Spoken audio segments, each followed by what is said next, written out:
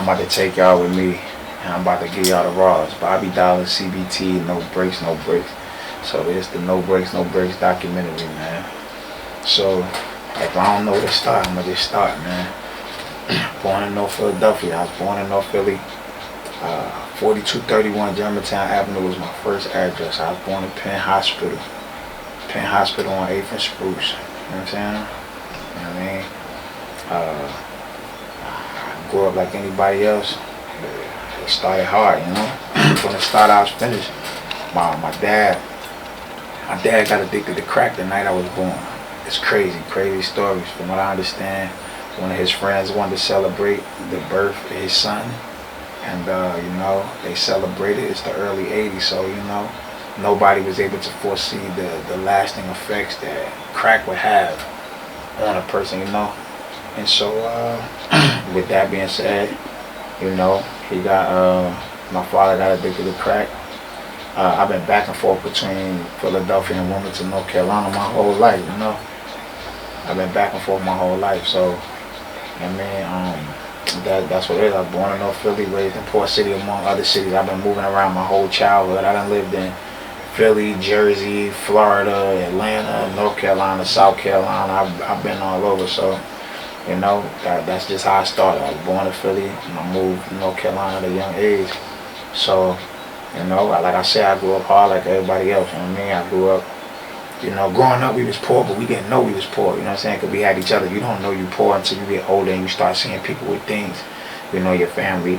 You know, we have game nights and all that, but you know, as time progressed, you know, my father's his condition and his addiction progressed, you know? It was a downward spiral, so outside of that, you know, his addiction is what spiraled down, so now you having it rough, you know what I mean? Because you may not be able to afford the things that other kids can afford because you know your father's addicted, you know what I'm saying? So now you don't know that as a kid, but as you get older, you know, you got, you know, these kids got these shoes, you got these shoes, you know what I'm saying? So now it becomes a thing, you know, and in our community, you know, conspicuous consumption, like you need these names and you need these shoes because we grow up. It becomes our social currency. What you have becomes your currency. You know, what do you have determines your value. And as a child, you don't understand. As an adult, you understand that this is sick. But as a child, you don't know that. You just want to be like the other children. You want to fit in. You don't want to stand out. So, you know, just growing up in the hood, you know, with me, I grew up 2 blocks away from the Jerry Projects, you know what I'm saying, in Wilmington, North Carolina. So, you know, I'm not from the project, but you from the project. You're going to inherit it. You grow up 2 blocks away, you're going to inherit a lot of the same things. But at the same time, you got to fight the kids from the projects because you live in a house. Like, you know what I'm saying? So, you know, you just back and forth fighting. You know what I'm saying? Like, you have to fight. You know what I'm saying? So you grow up fighting. And then, you know, now you're old enough to make decisions. And you start making decisions. If your immediate environment is a high poverty environment, then the people around you, you're gonna adapt to whatever environment you grow up in, you know. So growing up in an environment, you know, you're growing up around a block, you're a couple blocks away from a project, you're growing up in the hood, in the open air drug market, in the midst of the crack era. You know what I'm saying? So that's molding you. Everything you see, everything you do from day to day is molded by, you know what I'm saying, your experience with police officers, your experience with people, your understanding how to make money, the value of a dollar, survival, you know what I'm saying, you learning all of this. This is second nature to you, you know what I'm saying, this is your instincts. Your instincts is dictating what you're allowed to do, you know what I'm saying, or what you learning, you know what I mean? So I grew up like that. I grew up learning and watching and paying attention. And not to mention, you know, with my family, you know what I'm saying, my family, I come from a long line of hustlers, you feel what I'm saying? I come from that, so with me coming from a long line of hustlers, I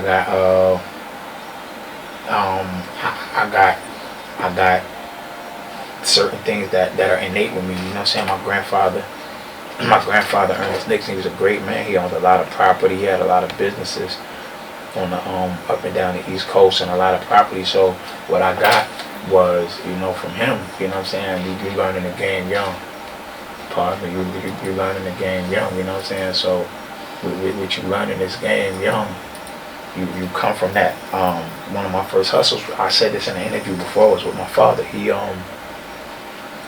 he used to cut down firewood, and when he was cutting down firewood, I would make Kimlin packs and sell them for $2. So my dad would pay me to load up the truck. He would pay me to unload the truck, and then whatever I made on tips and Kimlin was mine. So mind you, I'm 8 or 9 years old.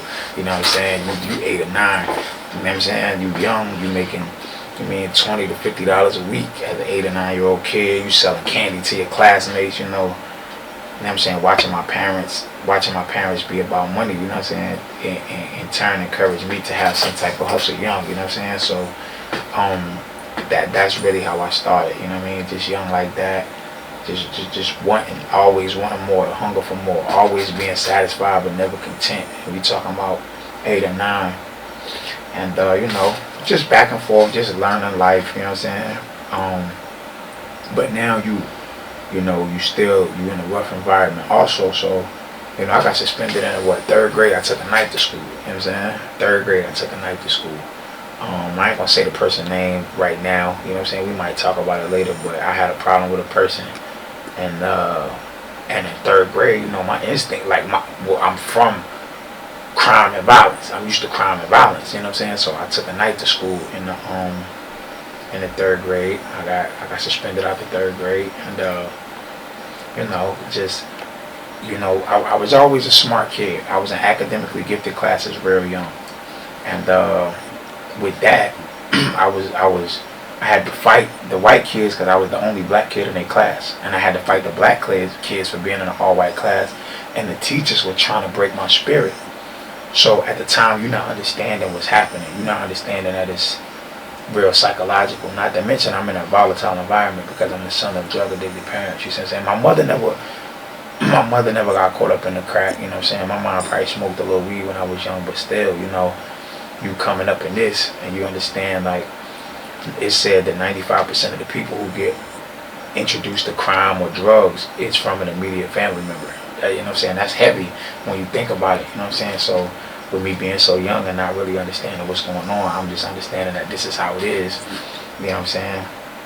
So, you know, I'm all of my whole life has just been chaos, because in school it's chaos with the teachers, it's chaos with the white kids, it's chaos with the black kids, and it's chaos at home. So, you know, you're talking about 24 hours a day. You're talking about 24-hour chaos, you know what I'm saying? That's what I came up in, me personally, you know what I'm saying? Just going through that. I can remember vividly, you know what I'm saying? Like, just chaos. So I'm fighting white kids say some cool shit. You know what I'm saying? Because if you do the history, then you know, 1898, Wilmington, North Carolina had a race riot. So even though things are not segregated in Wilmington, they're very segregated, because you might be able to eat in the same restaurants with these people and shop in the same stores with each other, but y'all not communicating. Y'all really don't communicate. You walk past these people, you never speak or nothing. So, you know, it is real segregated in that regard. So, you know, it was a lot going on, you know what I'm saying? These are the children of racists that you're dealing with, and the nerve of you to be black in a all-white class, you know? So it was that, and then the black kids felt like I thought I was better than them because I'm in these classes, and because I live in a house and not in the projects, and, you know, because I had a mom and dad in the house. These are real things that I'm fighting over as a child. And so you don't know it, like, once again, you don't know it at the time, but these things have an effect on you. So, you know, fast forward, you know, now, you know what I'm saying, you 11 or 12 years old, you growing up, this is when your personality starts to develop. And meanwhile, you still growing up and watching crime, and you watching these things happen to a point where it's the norm.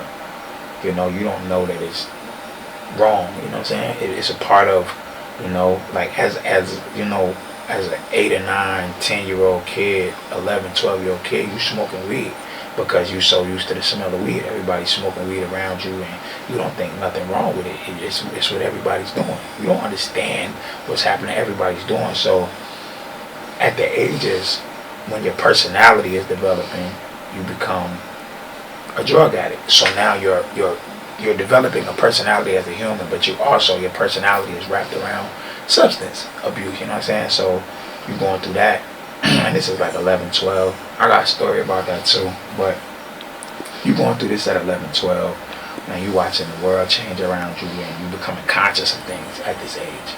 So fast forward to 13 at the time, I get expelled from Rolling Rice. I get caught at Rolling Rice with a substance. Now mind you, I'm 13, but I don't, at the time, I'm going through, now you starting to be aware, because you get one pair of sneakers a year, type shit, you know what I'm saying? All these other kids got sneakers, everybody got sneakers and clothes. You got one pair of sneakers, and now everybody teasing you about your sneakers. So now you're 13, now you're aware of it, you know what I'm saying? You getting in fights about it, and all of that, you fighting every day. You know what I'm saying? Sometimes you fight, sometimes you don't, sometimes you fight, sometimes you don't, but it's a lot on you. It's peer pressure, and that's a lot for a kid to deal with who doesn't understand. You know what I mean? So at the time, now you just want some new shoes. So now, what do? You know what I mean? So that's at that young age is when I began to venture into, like selling drugs. You know what I'm saying? You're young, you just want some shoes and something to eat. You know what I'm saying? You going to bed hungry, you want shoes and food. You know what I'm saying? Like just what for most people is the basics. You're lacking. You know what I'm saying? So you're gonna find it means now you see everybody else who's selling drugs, they got money. You're not thinking about, they telling you it's illegal, but you're not understanding that it's morally wrong at the time because you're a kid. Your brain isn't even developed enough to understand that what you're doing is wrong. You know what I'm saying? So at this age, I got expelled at from Rolling Rice for dabbling in drugs in middle school. I'm 13. I get kicked out of school, and that was the age I got expelled for a year from Rolling Rice. So at that age, I moved to Plant City, Florida. I moved to Plant City, Florida to go to school right away. Maybe 2 months. I get expelled from another school in Florida. I get expelled again. I'm like, yeah, I'm just into all type of shit. Guns and drugs. We talking about guns and drugs at 13 years old. Like in hindsight, that's crazy. At the time, you just doing it. You don't even know it. You're just doing it. It's just your life. But we're talking about guns and drugs at 13. So I get expelled from 2 schools in 1 year. I get expelled from 2 schools in 1 year. Like, golly gee, when they expelled me from school, I went to another school district to go to school. All the way in Florida. First of all, on the way to Florida, my dad was driving, and we get in a minivan that flips over 6 times. This is a true story. It was December 13th, I think it was 97. I think it was December 13th, but the year was 97. We leave Wilmington, North Carolina, in South Carolina, get in the minivan, flips over 6 times. It's a true story. True story. So that happened, but then we spent a couple days in Florida. We drive to, we spent a couple days in South Carolina. We drive to Florida. I go to Turkey Creek Middle School.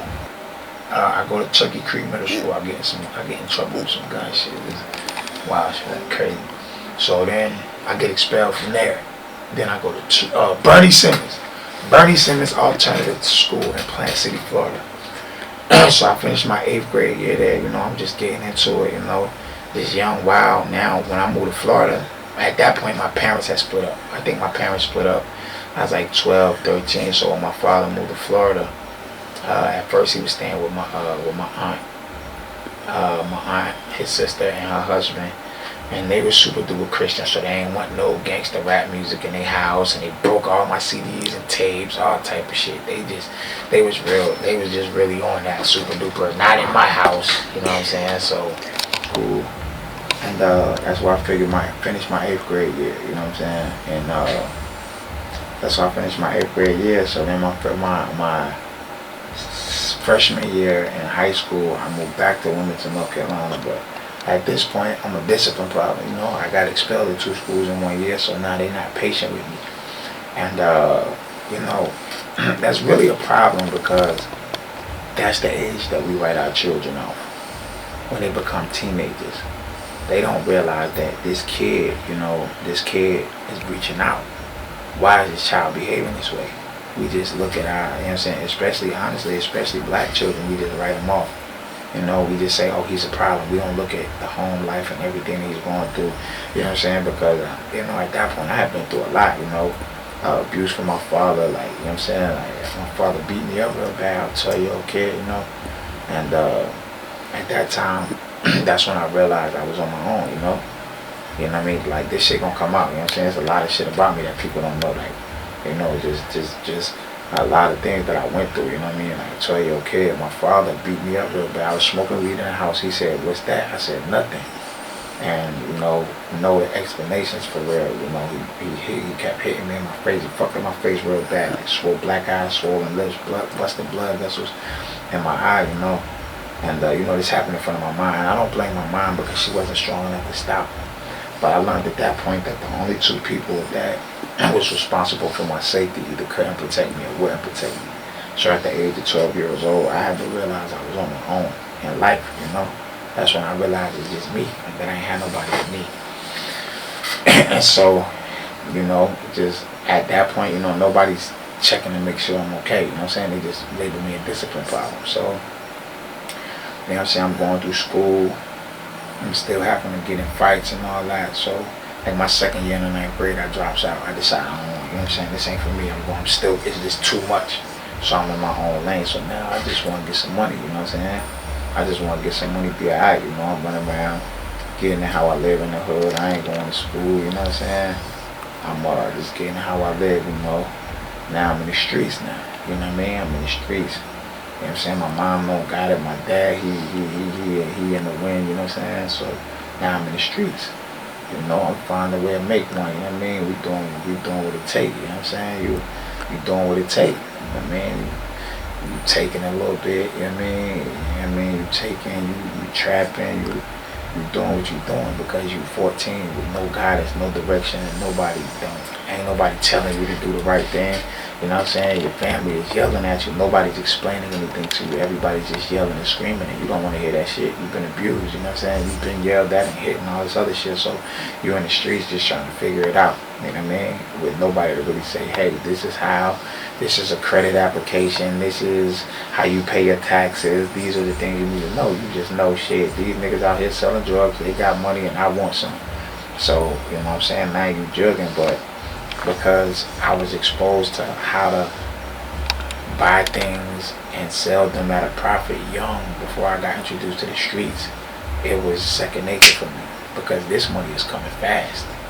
This money is coming real fast, you know what I'm saying? So, you know, I was saving my money, just save my money, save my money, save my money. You know, I was always a loner, I was always by myself, I would just save my money, save my money. So I'm 16, I'm saying from 14 to as I turned 14, I moved back to Wilmington. So one day, I come in the house. I come in my mom's house, and I had my little sister's house key. So I came in the house, and I remember this shit like it was yesterday. I walk in the house.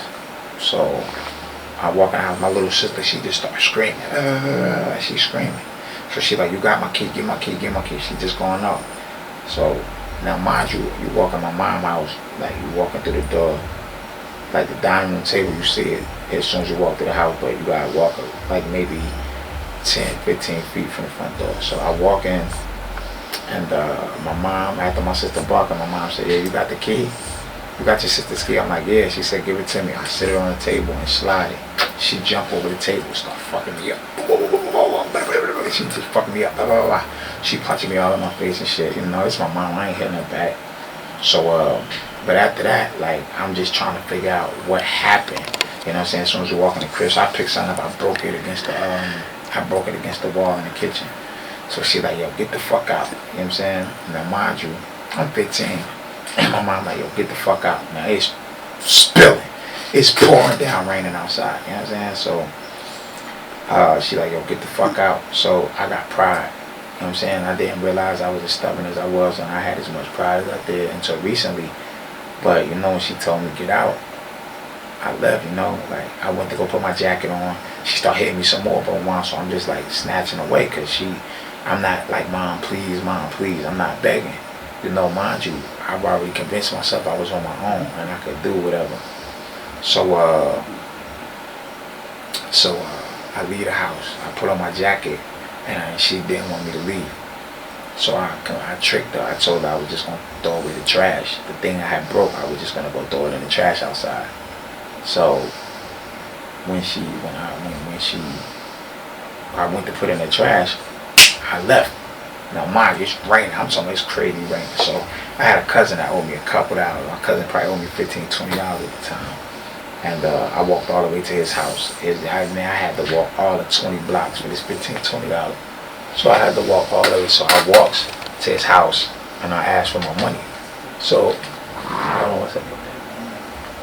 So I walk all the way to his house and I asked for the money or whatever. So when I get to his house, I guess what ended up happening, he called my mom or whatever and let my mom know where I was at.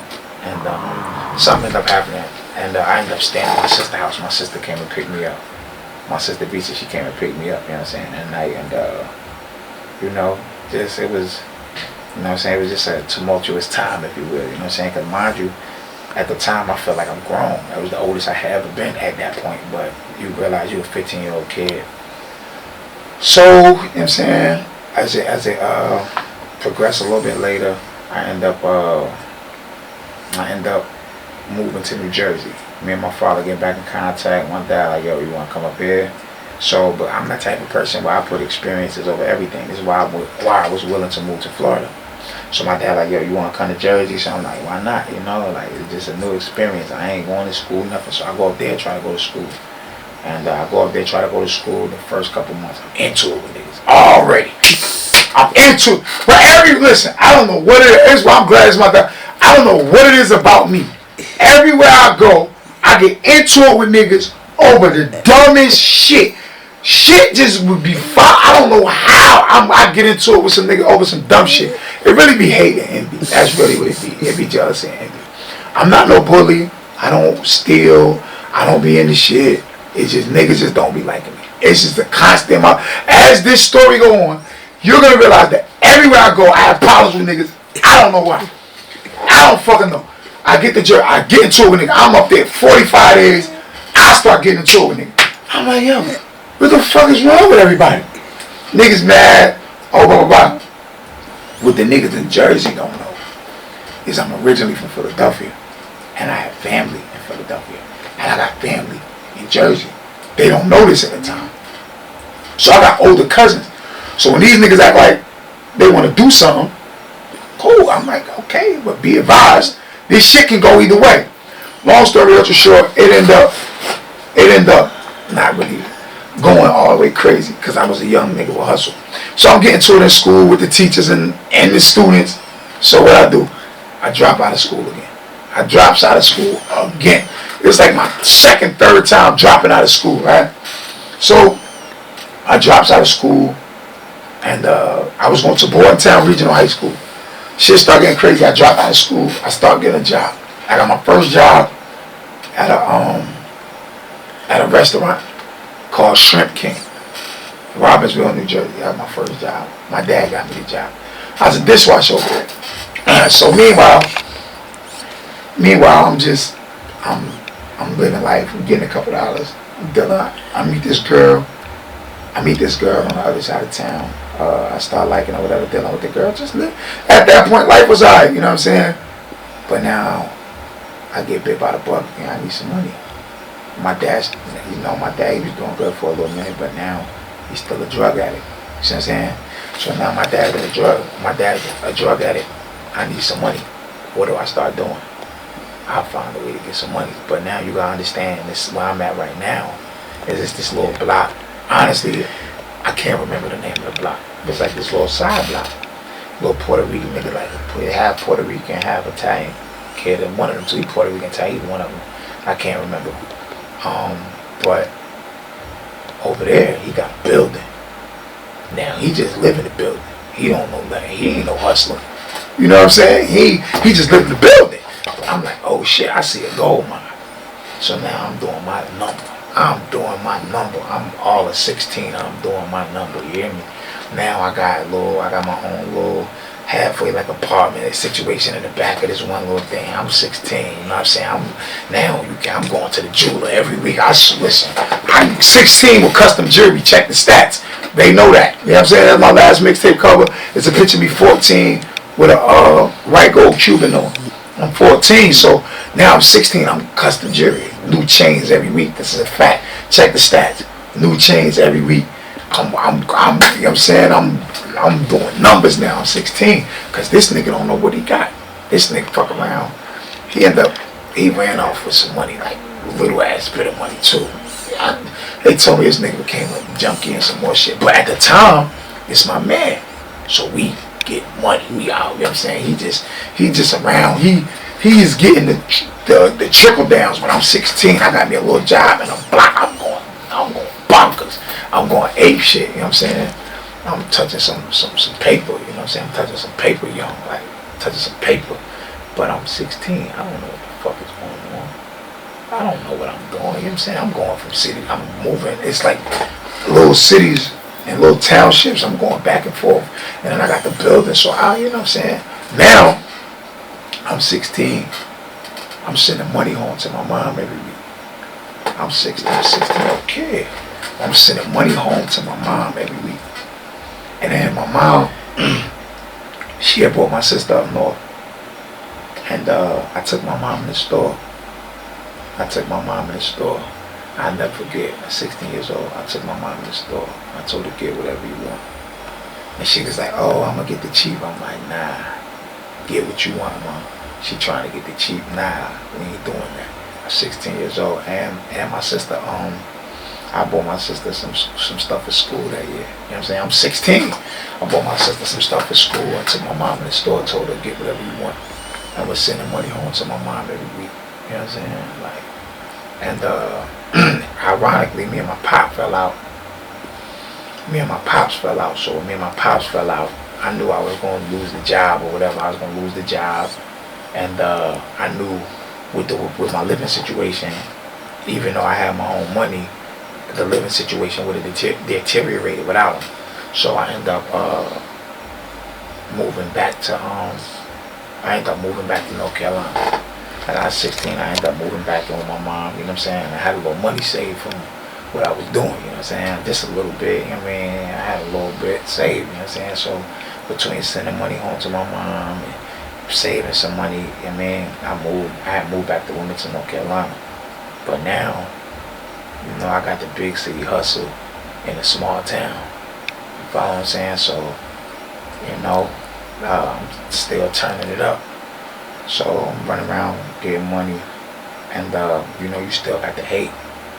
So you still getting into fights here and there. And then I was 17 years old. I was cool with this guy and some other guys.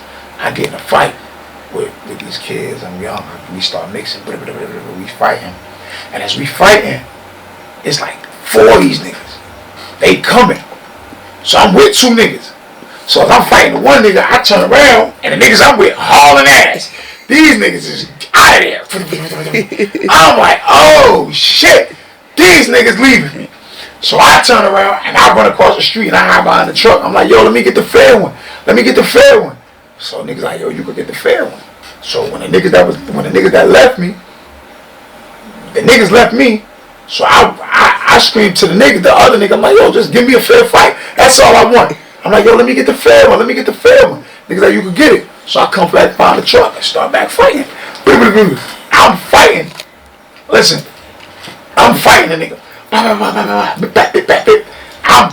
doing my number. I look over, the niggas I'm with on the porch getting my mama. True story. They getting my mama. My older sister come outside. She like 8 months pregnant. So my younger sister, she get in the street. So my older sister, when she see the 4 niggas trying to jump me, she pulls out this big dumbass butcher knife. Like He-Man from fucking, she pulled out like He-Man, by the power of Grayskull. She pulled out this motherfucking butcher knife and say, anybody touch my brother, gonna leave it leaking. And my little sister in the street with her hands up ready to fight. The niggas is still on the porch. Listen, this is a true story. So, my mom in the street like, all right, everybody stop. And my sister, she says, Mom, if you ain't gonna fight, you better move. You know what my sister say? So my mom jumped back up on the curb. She said, well, okay then. And my sister standing there like this with the butcher knife. He manned out like anybody else touch my brother getting stabbed. So, you know what I'm saying? Later down the line, I end up, for a totally unrelated reason, I end up fighting one of the kids who ran. We fight. And another kid came and snuck me. I cracked, that's how I got that chip in my tooth. I cracked my tooth on the paper. Fell for, he snuck me, bow. So he sneaked me, I fell for it, I cracked my teeth on the paper. Cool. So then, I fought him. The guy who snuck me, I see him a couple days later, I fight him. But at that point, I'm like, okay, these niggas keep jumping me. I'm not gonna keep getting jumped. Don't nobody wanna fight me fair. I think I can fight. I think I fight real good. And people who I fight, when it's just me and them, they think I fight real good too. But now I'm getting jumped. So I can stand it until I get my teeth knocked out. Once I get my tooth chipped, now it's gunplay. So now I'm 17 years old. Like before, you got guns, you got access to guns. But after I get my tooth knocked out, after I get my tooth chipped, now it's gunplay. Now I'm like, fuck this. I fought the guy who knocked my tooth out just to let niggas know you gotta fight. But after that is when I turned up with them pistols. I ain't gonna lie, that was the turning point for me. It was a turning point. So now I start getting pistols now. Now I got pistols. Every time I get some money, I want pistols. Everybody else going shopping, buying shoes and clothes and shit. I'm buying pistols. All the drugs. I'm 17 years old. I'm buying pistols. If I can buy the gun, I'm buying it. So I start buying a bunch of pistols and, you know, getting active with pistols. You know, that's when I turned around. That's when it went from, you know, the pretty boy. I had braids. I had long hair. And that's when I went from the, you know, the little pretty nigga. I would have my ear pierced. I had the little tennis bracelets and shit, you know. Little chains, little pinky ring. I went from that shit to, okay, now I'm slinging pistols. I'm slinging pistols now, you know what I'm saying? So that's when I start responding to everything with violence. I start responding to everything with violence, and I'm talking about little stupid shit, $20, $30, stupid shit. I'm responding with gunfire because now you're in the streets. You're in the streets now, so there's some, you know, some shit I can't really, you know, but that's when that was my turning point. That's when I start, you know, just responding with violence, and I never was a fan of violence. I never liked it. I didn't. It was counterproductive. If you on a block and you selling drugs and gunshots go off, police come. You see what I'm saying? Police gonna come when guns start, and then when a bunch of bodies start dropping, the feds come. Everybody know this. You know what I'm saying? This is what the old heads told us. Like, you know. So but that was my turning point. So now I'm 17. I'm slinging pistols. I'm slinging them like it's slinging them. You know what I'm saying? As a survival tactic, not really because I'm a malicious or violent person, but violence becomes a necessity when you in certain environments, you know. So at that point, you know, I'm back getting money, and I had an old head, an OG. I might talk about him later, you know, but he was telling me, he said, bro, you gotta get out of here. He said, you too smart. Obviously, I had a system with how I was getting money. I wasn't going back and forth to jail. Like, I wasn't going to jail. You know what I'm saying? I was in the streets. And I was real smart. Like I told you, I was the first black kid in academically gifted classes. And you know, I was just real smart. Like, I was into quantum physics as a child. You know, I used to read the dictionary like a book. I used to open the dictionary and read it like a book. And then as I got older each day, I would take a different letter and learn a definition to a different letter every day. You know what I'm saying? So I really wanted to be, I used to go to the library. When everybody else was going to the basketball court, I would go to the library. I was always interested in learning. But excuse me, like as time progressed, excuse me, in the streets took a hold. Now you into different shit. So meanwhile, all throughout this, I'm trying to go back to school. I'm still trying to go back to school. I'm only dropping out because it comes with too much shit. Just going to school coming with shit. I want to get money. I want to get money. I'm playing with guns and all that. I always wanted to go to school. So when I turned 18, my man, he was like, yo, you gotta get out of here. He gotta get out of here. Cause I end up, you know, with me doing what I was doing, I end up doing something to somebody that lived in my neighborhood. You know, in very close proximity. And it's so close. I don't want to say how close right now. We might talk about that shit later, but it was very close proximity, and I didn't leave out of fear. I just remember my man saying, "Bro, you too smart for this town. Your hustle too big." And he said, if you don't leave, you're gonna die of your life. I'll never forget. He said, you're gonna get killed, or you're gonna do life in prison. And he told me because of the type of shit I was doing so young, and at the time you don't realize that. You don't understand it. You're a kid. You don't even have the mental capacity to understand what it is you're doing. You're doing it and you get it. Like you can wrap your mind around it, but you don't understand the gravity of it because you're not even capable at a young age. At that age, you're not capable of fully understanding what's at stake. You know, you selling drugs and you realize that if you sell drugs, you can go to jail. That's what they say, but you don't understand all of the consequences in its entirety. You're not capable. Your brain isn't developed enough. That's what he was telling me. He was an older guy. He said, bro, you gotta get out of here. He said, for real. He was like, yo, I like you. You make money. You know what I'm saying? You making money. We making money. But you really gotta get out of here. So I called myself moving to Atlanta. I was in Atlanta for a month and it didn't work. So I decided I was going to come back to North Carolina, but I made up in my mind. Once it didn't work in Atlanta in 30 days, I said, fuck it. I'm going to go die. I made up in my mind, I'm about to go back to the hood and tear shit up. That's all I'm going to do. I'm going to just start tearing shit up until it's over. And my aunt, she convinced me to stay in Charlotte. And I stayed in Charlotte, and I registered myself for school. And I graduated. I got a diploma. I got a high school diploma from a community college. And but I always fought to go to school, but the situation was just a little different. The situation was conducive. But so right after that, I turned it back up. Like, you know what I'm saying, from them ages 18 to 20, you know, I really wanted to focus on school more than money. I was still getting money, but I wasn't getting the type, you know what I'm saying? I was making sure the school was first, you know what I'm saying? So I made sure I graduated. I graduated from high school, I was 20 years old. But now, it's time to turn that shit back up, right? You know, it's time to turn that shit back up. So now I'm 20, you know what I'm saying? And, you know, my dad living in one city, my mom living in another city, and my family, they moved back to Philadelphia. So I'm in Charlotte by myself, you know what I'm saying? I'm in the city by myself. And, you know, no family, no friends, you know what I'm saying? I had a little girlfriend, but I'm out here now. And this is when I got in contact with, you know, a friend of mine, you know what I'm saying? He seen what I was doing. He was like, listen, you know, all the older guys have always told me, like, yo, I like your hustle, because I always had a hustle. I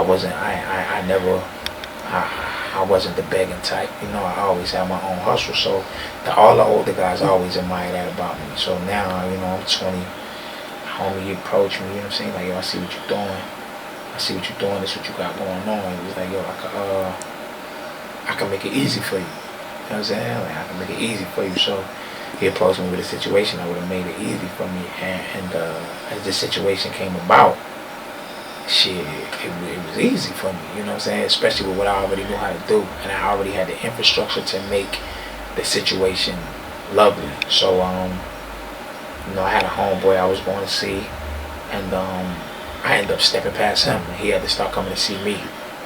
And at the time, I thought, you know, I didn't understand pride and ego because I didn't have one. You know, for me, I felt like I didn't have no ego. I just like getting money, you know, it don't matter. I ain't always had to be the captain of the yacht as long as I was on the boat. And this guy, you know, he wanted to be the captain. It wasn't okay with him that I was the captain at this point, because he felt like I was supposed to this is what happened, right? I had met some people, you know what I'm saying? I met some people from another part of the country. And I you know, I meet the people, and my homeboy, he was fucking with somebody, and the person he was dealing with tried to fuck his girl.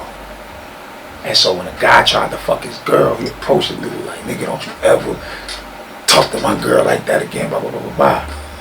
So I can't say the guy tried to fuck his girl, but he said some things to the girl.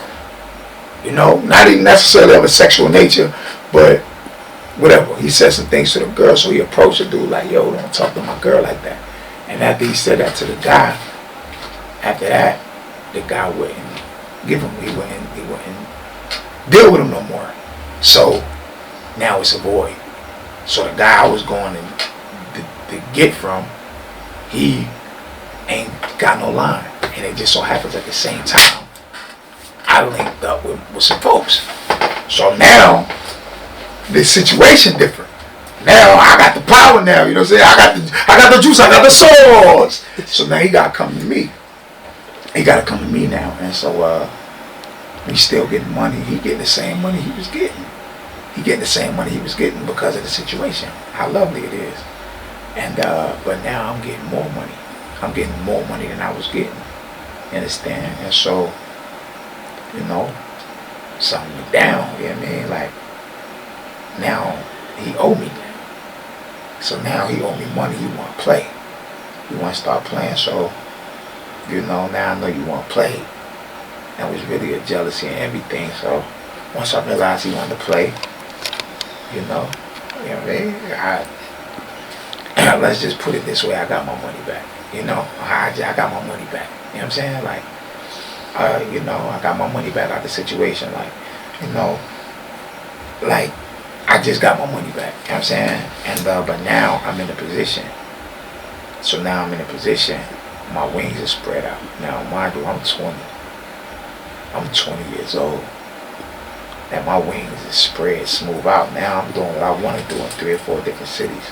I'm all over. I'm doing what I want to do. I'm having my way. You know what I'm saying? And, you know, I'm 20 years old.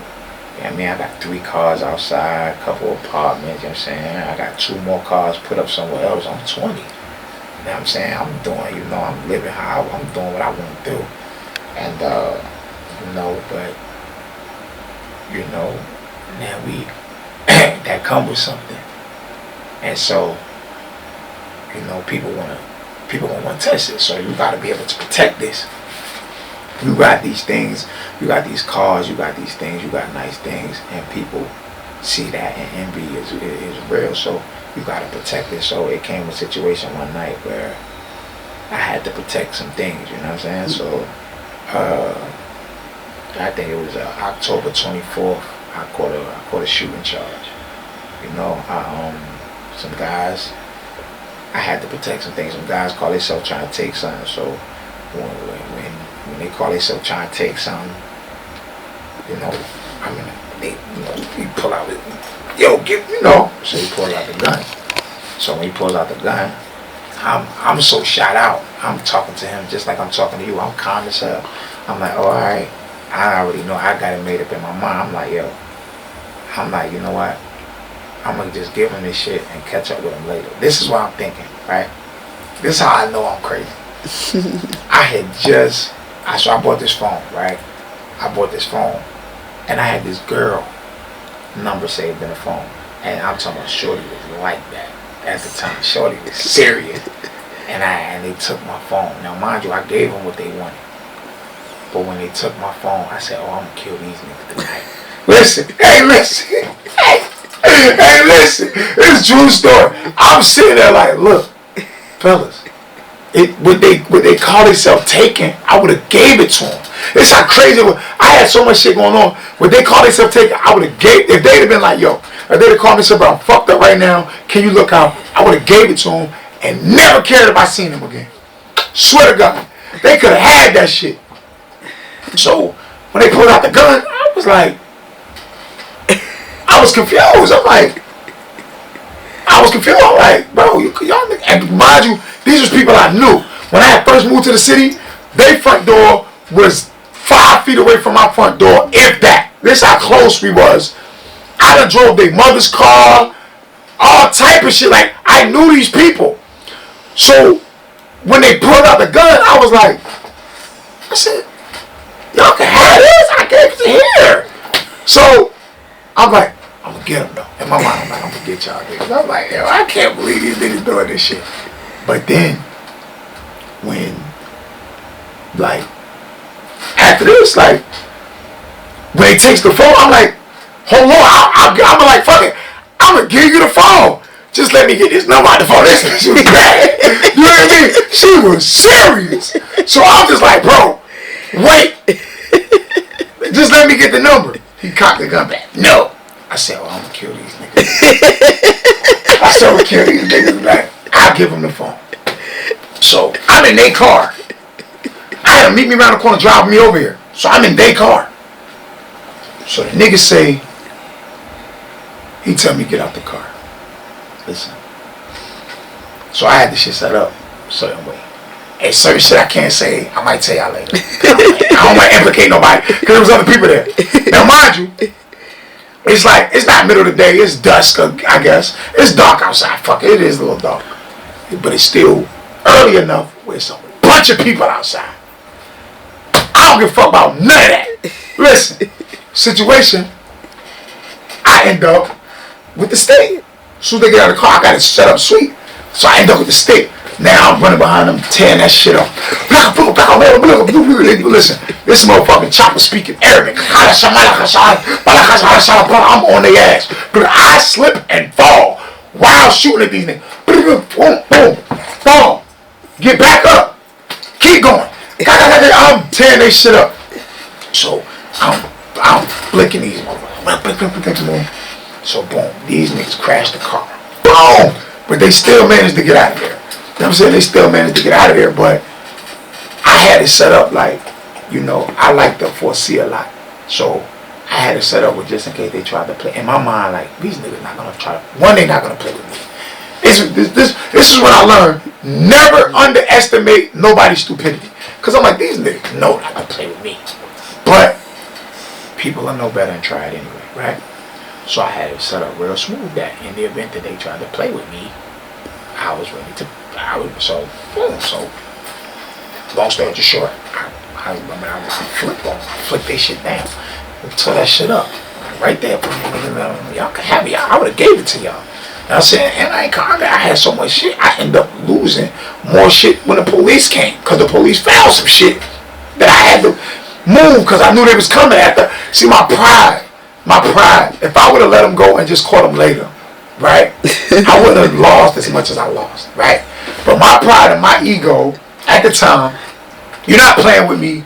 I don't give a fuck how much it costs. I don't give a fuck what I got to lose. It's going up right here, right now. And that's what I did. I tore that shit up. Had the whole neighborhood tied off with caution tape. Like 50 police came, shell casings everywhere. I go to jail that night because the niggas got away. So the niggas got away. So, but I tore that shit up. So I got witnesses and all that. I'm fucking a million people. I don't see none of these people. I'm mad at this. I don't see none of these people. I'm just shit come out. My real name did shoot a rifle. I chased behind the niggas with a rifle. I got the paperwork to show y'all. I chased behind the niggas with a rifle. Tore they shit up. And man, I had to go to jail, bond out. Police came out, go to jail, bond out. Took a law. What the police found. They didn't. What the police found was way more than what they took. Like, I could have just let them niggas go and caught up with them later. I couldn't. I probably shouldn't, but fuck that. You know what I'm saying? I tore that shit up. And everybody knew it too. Everybody know, like, nah, don't fuck with him. That nigga 302. Because when the police took me to jail, they found another rifle. But they couldn't take the rifle. It wasn't stolen, it was my gun. But they took me to jail for shooting that night and they took the gun. So, you know, they took my gun. You know what I'm saying? But I just was letting niggas know I ain't for nothing. And I should have let them go. It wasn't even nothing. It wasn't what they took. I wouldn't even believe nobody would take something so insignificant when they could have asked me for it, and I would have gave it to them, and never cared if I seen them again or seen them again and asked them for it, and they could have kept it. I wouldn't even have said nothing. I wouldn't even have asked them for it if I seen them again. So, you know what I'm saying? But me being the heavy on that trigger at the time, 3-0, like shout out 302, just trigger happy, one to show niggas not to play with me. I ended up shooting the guys, and they got away though. You know what I'm saying? They got away. I called their mom. I called the one mom. I was like, yo, you know, I did that. That was me. I did that to your son. I did that to your son and your nephew. That was me, you know. And because I knew her, and she a gangster too. She was like, look, well, just leave me, my other son, and my daughter out of it. If you see him and you do what you see him and his dad do what you got to do. This is what the nigga mama tell me. She tell me if you see him again, handle your handle. You know what I'm saying? And it was that. And, you know, and I still have spoke with her to this day. You know what I'm saying? I still have love. I had love for that family. But that guy, you know, I just had to handle my business at the time. You know, I wouldn't give a fuck who he was, you know. And I had another, you know, like I say, it's just been, you know what I mean? Like, once you realize the cost of benefit analysis of what you're doing, you understand that shit don't even be worth it. You know what I'm saying? Because if, let's say, you know, the guys got away, you know, they got away with light wounds and shit like that. But what happens if one of them would have died on the scene, you know? And the situation, I wouldn't have been able to use a defense, you know what I'm saying? So we talking about what it would have been worth if one of them had, you know what I'm saying? If one of them gentlemen had passed away from what happened, you know. But at the time, well, honestly, you know, young kid, you know what I'm saying? I'm 20 years old, maybe 21. I'm just letting niggas know I'm willing to protect this. I'm willing to protect this, you know what I'm saying? So, I had a couple instances, you know, where I had to, you know, dude just play around too much, and you know, I laugh and joke, but I don't play. And I had to demonstrate, you know, like let me know, like I'm not the guy for that shit. Like you could ask me for something, I'll help you. I'll help anybody, you know what I'm saying? I done made motherfucking sandwiches out of my house. I done went to my house and made sandwiches and gave it to a man because he told me he was hungry, you know. So you just not taking from me. That was just my mindset, you know. And you know, I had a couple instances like that, you know, where I just had to demonstrate. And you know, we talking about 20. And as time progresses, you know, you're making more money, and it becomes a downward spiral. So, you know, fast forward. This is the thing about jealousy and envy. I took care of some guys. So because people knew they couldn't come to me direct because of how I was moving, I was very strategic and I was very vigilant about protecting. And you fast forward, you know, I'm getting money. I got a couple cars, a couple cribs, you know, I'm going shopping. You're going to Louis, Gucci, Neiman's, and you know, you young 20, you know, you 21, 22, 23. You taking care of a bunch of people in a bunch of different cities. And I was taking care of these guys, you know, we was getting some money. And I was the youngest guy out the crew. At the time, I got to be all at like 23. Everybody 29 and in their 30s, but you know, I'm really doing my thing, you know what I'm saying? I'm making sure everybody can get some money. That's always been my mentality. Like, legal or illegal, I make sure everybody around me get money. And so, these guys, they had a younger cousin. It's crazy, like, the story's real intricate, how this younger cousin worked his way, how I end up intertwined with his family. And, but I end up intertwined with his family. And the younger cousin, I had this little chick I was nailing. So he starts nailing the chick. And I ain't tripping, you know. She was just something to do and there was nothing to do. But, you know, it was the sneaky, it was the deception shit. I still ain't care, you know. And I still didn't really care, but the chick ends up getting, everywhere this chick go, drama and bullshit follow. Everywhere she go over this one girl house, people break into the house. She everywhere she go is bullshit. So I'm telling guys like, yo, y'all gotta be careful. Everywhere she go is bullshit. But everybody around me is getting high. Motherfuckers is popping ecstasy. Motherfuckers smoking. I never popped the X pill. Never snorted no cocaine and shit. I was smoking weed real crazy at the time, drinking a little bit of liquor, heavy champagne at the time. Yeah, I was popping bottles, crayola, bottle popping, food. So I'm drinking champagne, I'm smoking liquor, I'm smoking weed. It's the high dollar weed, you know what I'm saying? This was Zy at the time, they call it, you know what I'm saying, $1,000 an ounce for the weed type shit, you know what I'm saying? So I'm smoking the weed, and everybody around me is just partying. And I'm telling everybody, yo, y'all gotta pay attention to what's happening. Y'all gotta understand that we doing shit that's against the law. But everybody's so caught up into the money. It's just everything is just flowing. It's just champagne, food, liquor, weed, women. Just a lot of shit happening. Everybody's having a good time. And I'm telling the guys, I tell the guys like, listen, you know, I had a meeting with, you know, with my people from the other side of the country. And now they was telling me things is about to change. I remember the conversation like it was yesterday. They said, oh, some shit is coming like you've never seen. And so things changed. And I was telling my guys like, yo, it's time to save money. We gotta save and we gotta change some shit because this shit about to be different. And, you know, but everybody was so wrapped up in the party. And so what happened was the young guys started nailing the chick. And then they decide that they gonna hire some guys to kidnap me and kill me. So they telling the guys they got the intel because they in the house. They watching how much money is being made. They sitting there counting like, okay, they counting the money. They watching, they just sitting around, so they start fucking. You know, everybody know they fucking. I ain't tripping. So she fucking on the young kid, and she in his ear like, yo. And I know, you know what I'm saying, she doing some shit to him he ain't never had done to him. You know what I'm saying? I know because I was dealing with her. You know what I'm saying? I know what the fuck she doing, nigga. I know what she doing to your young dumbass. So she doing some shit to the kid, and you know, they get with some guys, and you know, jealousy about a girl I was dealing with. I was dealing with a real popular girl at the time, and as I was dealing with the girl, you know, there was a lot of hate behind that because everybody wanted this girl. And, you know, shorty was just into me, you know what I'm saying? She was into me. So, there was a lot of hate. And one night, me and the girl, we decided, I had moved in this little crib. I had moved in this crib around the corner from one of the spots. You know, I wanted it to be close.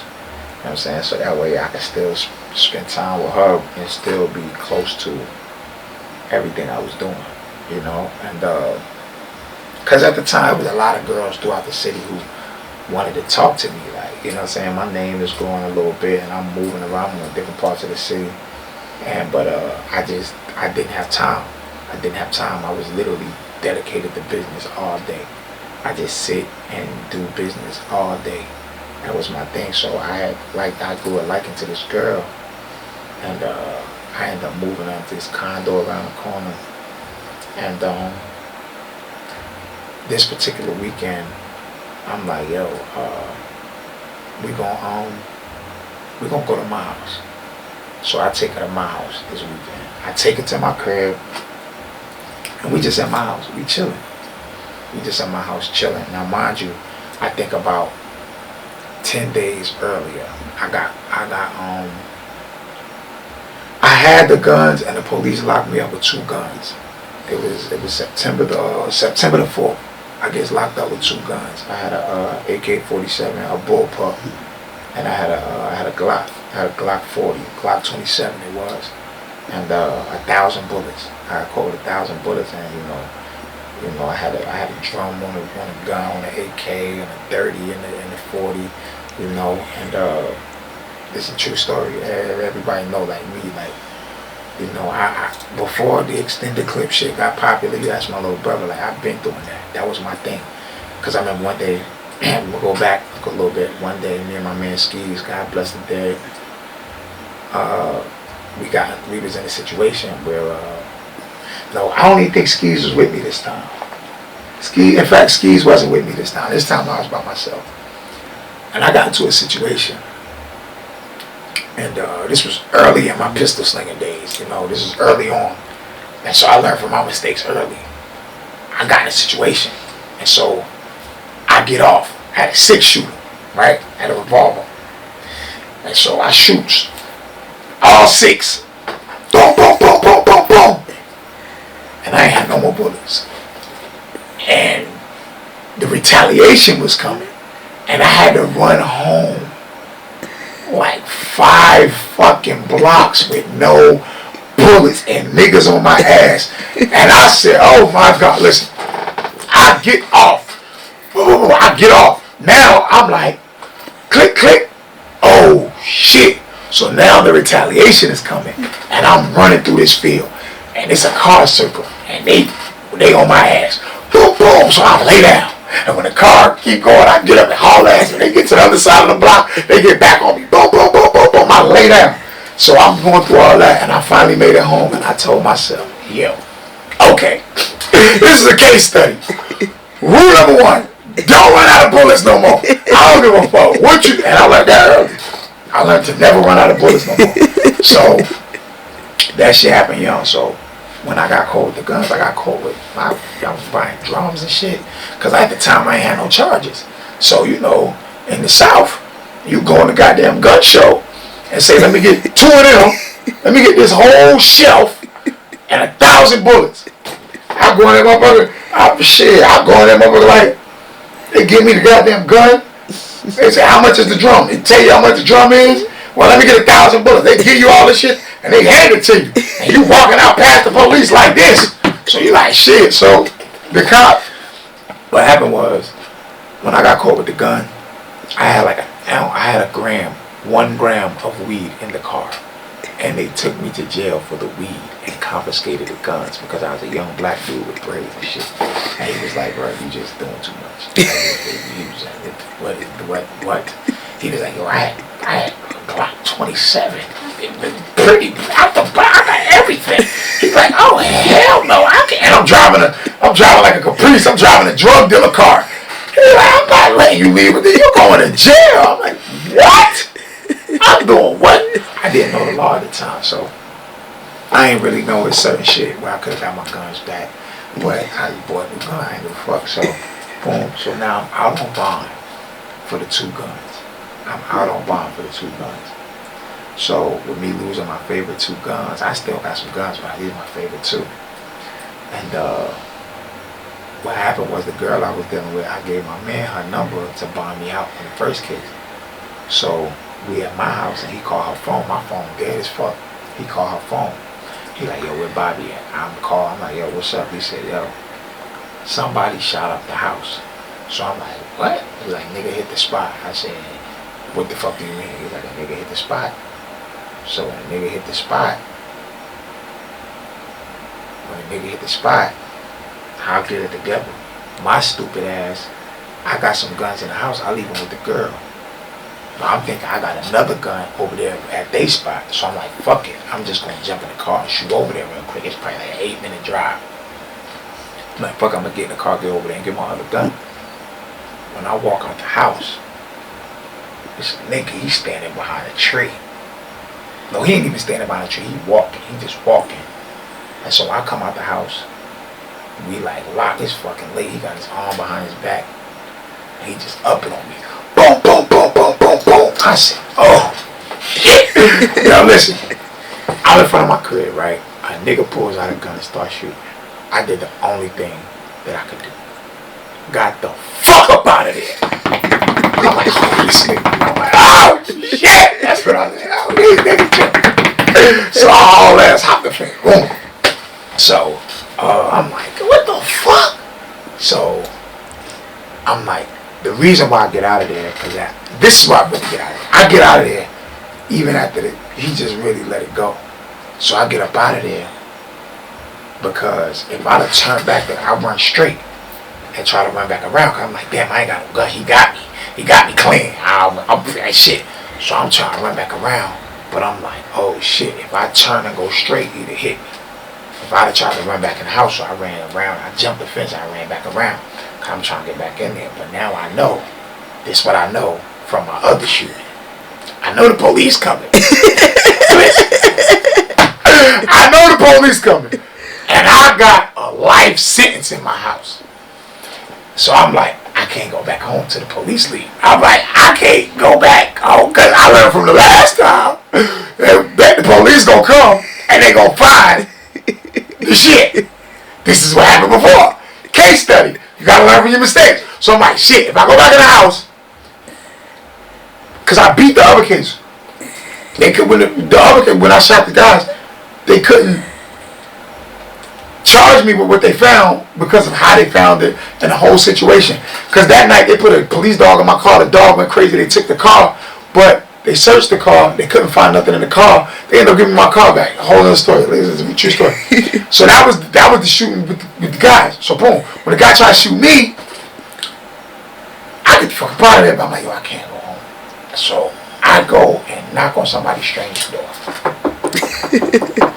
They come to the door, I'm like, listen, I need to use your phone. Listen, it's like 3 o'clock in the fucking morning. I'm like, look, I need to use your phone real quick. I'm like, I'll give you $50. Just let me use your phone. I'll give you $50. Let me use your phone. Boom, I get her $50 there. I call my girlfriend. I'm like, yo, look out the window. How many police? She all like, oh God, are you okay? Don't worry about me. There's the police still outside. I'm fine. How many police you see? She said, there's 14 police outside. I said, okay. So I tell the guy who I gave $50 to, I'm like, look, just hold on. Just let me use your phone. Just give me 5 more minutes. I call back. Is the police still outside? She said, no, the police is gone. So shit, I go back over there. I go in the house. I get the guns. I'm like, oh shit. I go outside like this. Look, I got 2, 3, 57. I think I'm fucking Yosemite Sam, you hear me? I'm outside like, oh shit, if these niggas stay here, I'm gonna kill these motherfuckers. Niggas scared the shit out of me. I ain't scared the fuck out of me because listen, I'm like, these niggas trying to kill me. I'm like, yo, they just left my man house shooting. Now they're in front of my house shooting. What the fuck did I do to them? Why are they shooting? Why did they try to rob me? Here, nigga, I'll see you niggas later. Why did y'all shoot first? Y'all didn't even say nothing. These niggas just start shooting. Boom, boom, boom. I'm like, what the fuck? I didn't even know beef. So boom, now I'm outside walking around with 2 guns. But I'm trying to be careful because I don't know where the fuck the police at. So I don't know where these niggas at and I don't know where the police is at. But I got 2 guns looking for who the fuck just shot at me. Because I'm mad. I'm mad. And the reason why I'm mad is because I couldn't shoot back. I just had to run. So I was mad. I was mad as fuck. I'm like, fuck. So I'm looking for these niggas. I got the guns, I'm looking for these niggas. I don't see the nigga that night. So I call my nigga, I'm like, yo, where y'all at? They're like, yo, we going to the east side to my mother crib. I'm like, yo, y'all niggas, let's come get me. Niggas like, nah, we on the east side. So boom, I go back in the house, and I don't get no sleep. I tell Shorty, lay in the bathtub, and I sit on the motherfucking, I sit like this in front of the bathtub with both guns. I tell her go to sleep, and I'm sitting there like this holding 2 guns, right? So, the next morning, when the sun come up, we go to her crib. There's 10 bullet holes in the back of her house. I said, oh, these niggas wasn't playing. These niggas was not playing. I said, oh, ain't this a bitch? So now I'm like, who the fuck was shooting at me? So what happened was, kind of find out, I do the research. It was a nigga that lived in a complex with her, that lived in the same condos as her. The boy and the girl get with him, and they trying to find their way in. Everybody want to take from me, but they know you can't take from me because they know what I'm about. And so they tried to lie me. They was trying to scare me and, maybe kill me and all that. I don't know. They trying to extort me. I tell them, nigga, listen, but you missed. The nigga get my phone number. When the nigga get my phone, he start calling my phone like, listen, bro, you give me such amount of dollars, you ain't never have to worry about me again. I'll get on the plane and get the fuck out of here and meet me at the airport. I said, nigga, you think you finna scare me out my money, nigga? I said, nigga, you missed. It's lit. So, then a couple days later, the nigga start calling my phone, copping douches like, yo, we ain't had nothing to do. Once I find out who it is, everybody calling my phone telling me, yo, we ain't had nothing to do with that.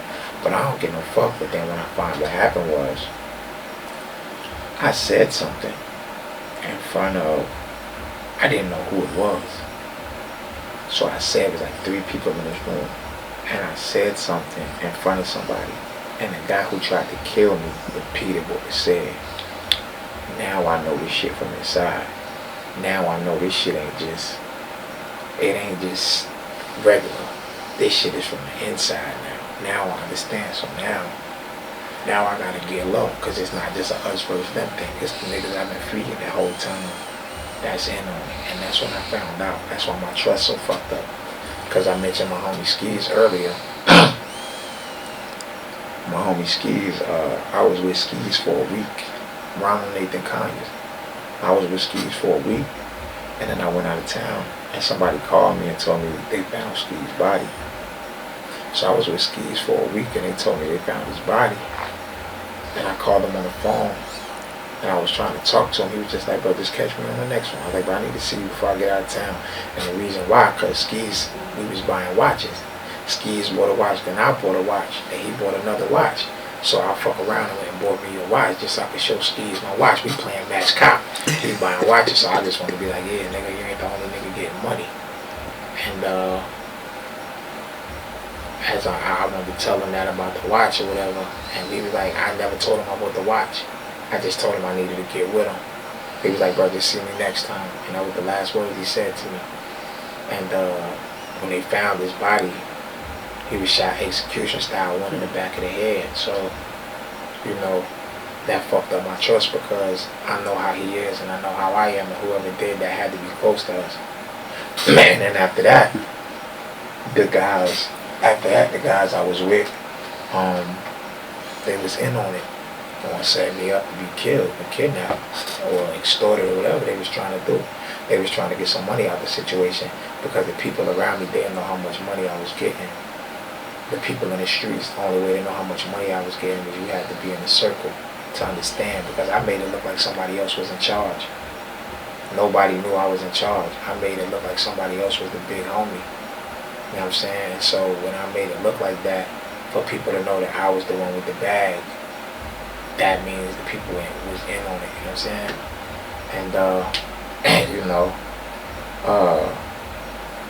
And niggas cop pleas and they head out, niggas ain't really want their return, so they tried to call me and tell me they ain't had nothing to do with it. It was too late at that point. I was already committed. I was already committed to what I was committed to, and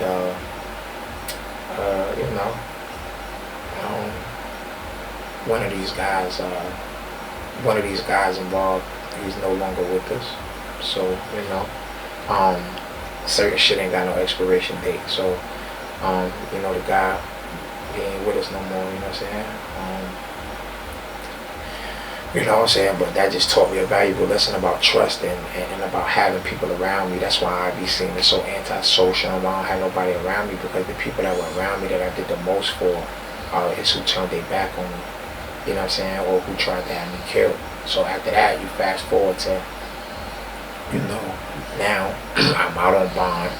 I'm beefing with niggas. I'm looking for niggas. I'm out on bond for 2 guns. I'm going through it, you know what I'm saying? So, and it's a drought at the time, so it's a lot that happened, you know what I'm saying? So my situation was set up, and then until it wasn't, you know what I'm saying? And because I was prepared for beef, I was prepared for jail, and I was prepared for a drought. I was not prepared for all three to happen at the same time. So when this happens to me, I'm still early 20, you know what I'm saying? I'm 22, I'm 23, 24, you know what I'm saying? Young like that. So when this happens to me, now I'm on alert, but now I'm laying low because I don't know where it's coming from. I don't know who's the leak in my circle, you know what I'm saying? So, but we was trying to get some get back, and I just ended up getting low, and not too long after that, man, we gonna fast forward because it's a lot of shit that I went through in between time. Fast forward, man, I fuck around. One day, we getting everything get back together. You had a rough couple years after that, you know what I'm saying? Because you talking about you fighting cases, you fighting beef, and it's a drought. So, you had a rough couple years, and you pull everything together, you know what I'm saying? And as you pulling things together, we get shit together. And fuck around, man, my homie called me. It was a lot of shit that happened. A bunch of my homies was catching cases. My man got caught. You know what I'm saying? Niggas was just catching cases. Like, it was just a lot of shit. I know somebody in the unit got caught with like 475 pounds of weed. My other guy, he gets caught with a bunch of weed and a gun and some shit. So everybody's falling. Like, shit's happening. So at the time, it's just a bunch of shit. So I get from a bunch of my cases. I get my gun charges dismissed, because not now, after the guys tried to kill me, I fuck around and get caught with 4 more guns and a bulletproof vest like 2 months later. Cause it's on. It's on. You know what I'm saying? Like it's on. Niggas is on my top. So now I'm riding around. I get caught with 4 guns and a bulletproof vest. Like 2 months after I'm out on bond for guns. So now I'm out on bond for 6 guns in 2 months type shit. You know what I'm saying? Cause it's on now. You know what I'm saying? So boom, you got that. And it's just all type of shit. You paying bond after bond. And all type of shit, and now the block is fucked up because the police know what's up. They like, yo, you keep going to jail, so every time they see you, they pulling you over, asking to search. You can't get no money, like talking about like all type of weird shit. So after that shit start coming back together, you know. So fuck around, and my man came back from over there. He come back from over there, and when he come back, you know. I never forget, I remember like it was yesterday. My man come back from over there and we sitting there, and as we going through all that, you know, something happened, something weird happened. In fact, I could talk about this part. I could talk about this in damn near completion. So we was working with some guys from out west, right? Working with some guys from California. And we had a foolproof plan. I'm not gonna really say how we was doing it the one time because that way we had 100% success rate with this particular method that we were using. And so this particular time, you know, niggas is in a rush. There's a lot going on. So, you know, niggas send them money and put a deposit, if you will, and then put a deposit down. And the driver, and the driver loads up the car in California. The driver loads up the car in California, and the driver's coming from California to North Carolina. So the driver gets caught in Tennessee, routine traffic stop, and when he gets pulled over, he like fuck it. He panicked. He tell the police he got a kilogram of cocaine in the car. So he tell the police he got a kilogram of cocaine in the car. They take the car. They take the car into custody. So then they search the car and they find, as the paperwork says, as my paperwork says, we can go through that later. The paperwork says 4 or 5 pound packages of heroin. So they find all of this heroin, raw heroin from Mexico in the car. He says, look, I'm gonna tell you who I was taking it to. So because we was in North Carolina, he got caught in Tennessee. They had to call the DEA because the Tennessee police didn't have jurisdiction over North Carolina. So in order to complete the transaction, they called the DEA. The driver gets caught in Tennessee and bring the DEA to the front door. He bring the DEA to the front door. So me and my Mexican homeboy, we like, both of us have a feeling. He peeps that something ain't right. And I have a gut feeling. I'm like, something ain't right. So you have 2 people that was involved that decided, you know, motherfuckers is counting the money before it's spent, you know. Everybody looking at how much money we about to get. It's a rush. The shit's already sold. You know what I'm saying? It's like everybody want this shit. It's the best shit. You know what I'm saying? It's the missile. You know what I'm saying? It's everything. So, when the driver bring the DEA to the front door, I tell my man, I'm like, yo, nah, abort mission. My other homeboy, he like abort mission. We both like, nah, this ain't it. Long story extra short, he ended up, my other co-defendant, his best friend at the time, he decides, fuck it, we at his house. He decides to go through it. And he invites the driver in the house. The driver pulls up into the garage. And he closes the garage door. And the driver delivers the cocaine. And after that, the DEA hit the front door. Boom, boom, boom. At the time, I think we getting robbed. Because it sounded like a gun with a silencer when they knock at first. So then, it gets louder. Boom, boom, boom. So I'm like, oh shit, he getting closer, so I don't realize what's going on. I don't even hear him say DEA. So then when I hear, oh shit, it's the police, I jump out the second story window. I jump out the window in the back of the house with a kilogram of cocaine and a Louis Vuitton bag. And I jump out the window, but it was too late. It was a million police out there. That shit was like the Matrix, nigga. Like, it was like regular niggas be turning into police. That's exactly what happened. It's just regular niggas was turning into police. Like, niggas was everywhere. It was just police everywhere. So, you know what I'm saying? This shit was so crazy, right? I jump out the window. Old country redneck cop.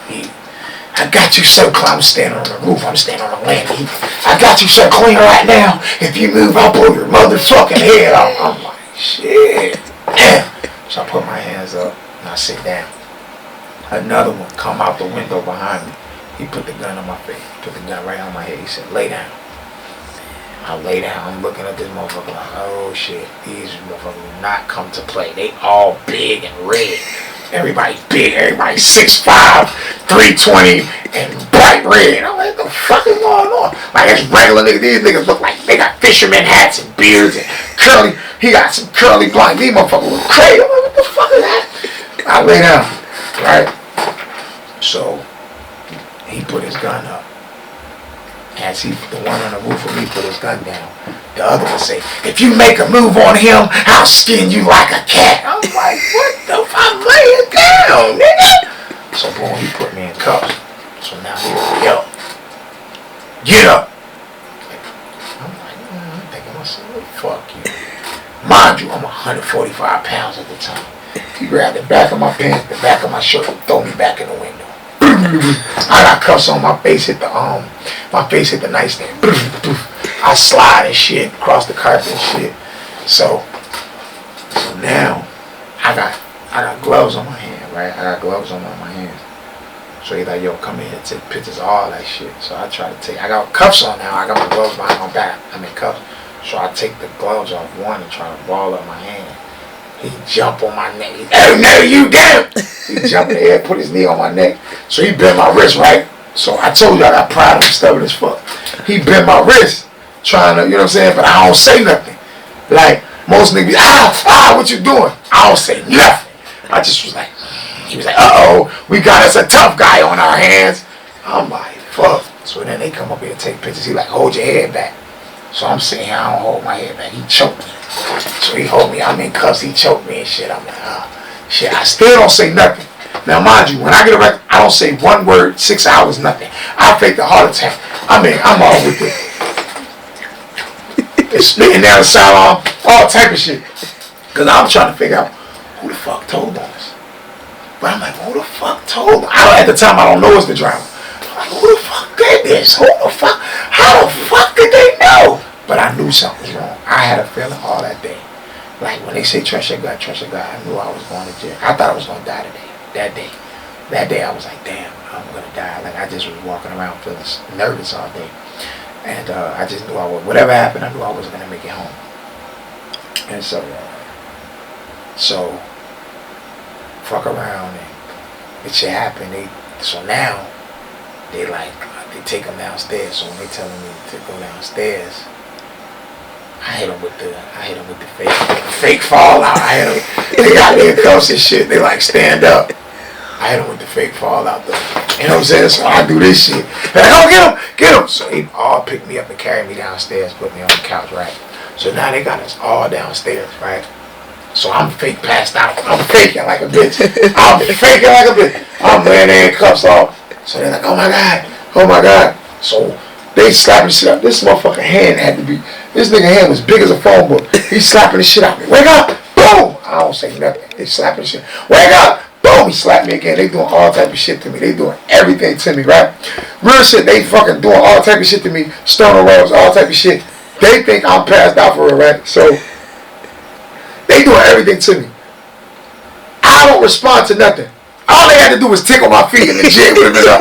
Listen, I'm not going to dip my foot like this, bitch. I didn't have me, right? But they don't do none of that. They doing a bunch of shit to hurt me. Right, so boom. The one cop say, hey, if he dies, I'm putting murder charges on all y'all. My Mexican homie was like, you better live, Holmes. You better live, fool. He's stressing, so they take me to the hospital. I'm in the hospital for 6 hours. But, you know what I'm saying? At the end of that, You know, we ended up, they took us to county. They gave us all $1 million bonds. And they gave us $1 million bonds, but the way they set it up, they tried to make me look like the rat. Here's a real true story. They separated me from everybody, and they kept the driver with them. So now they infighting about saying it was me that did everything. Nobody knew until the motion came out. Nobody knew until the paperwork came out. So when the paperwork came out, and they found out it was the Mexican driver, my homie said, like, he told me, like, hey, you know, I'm sorry.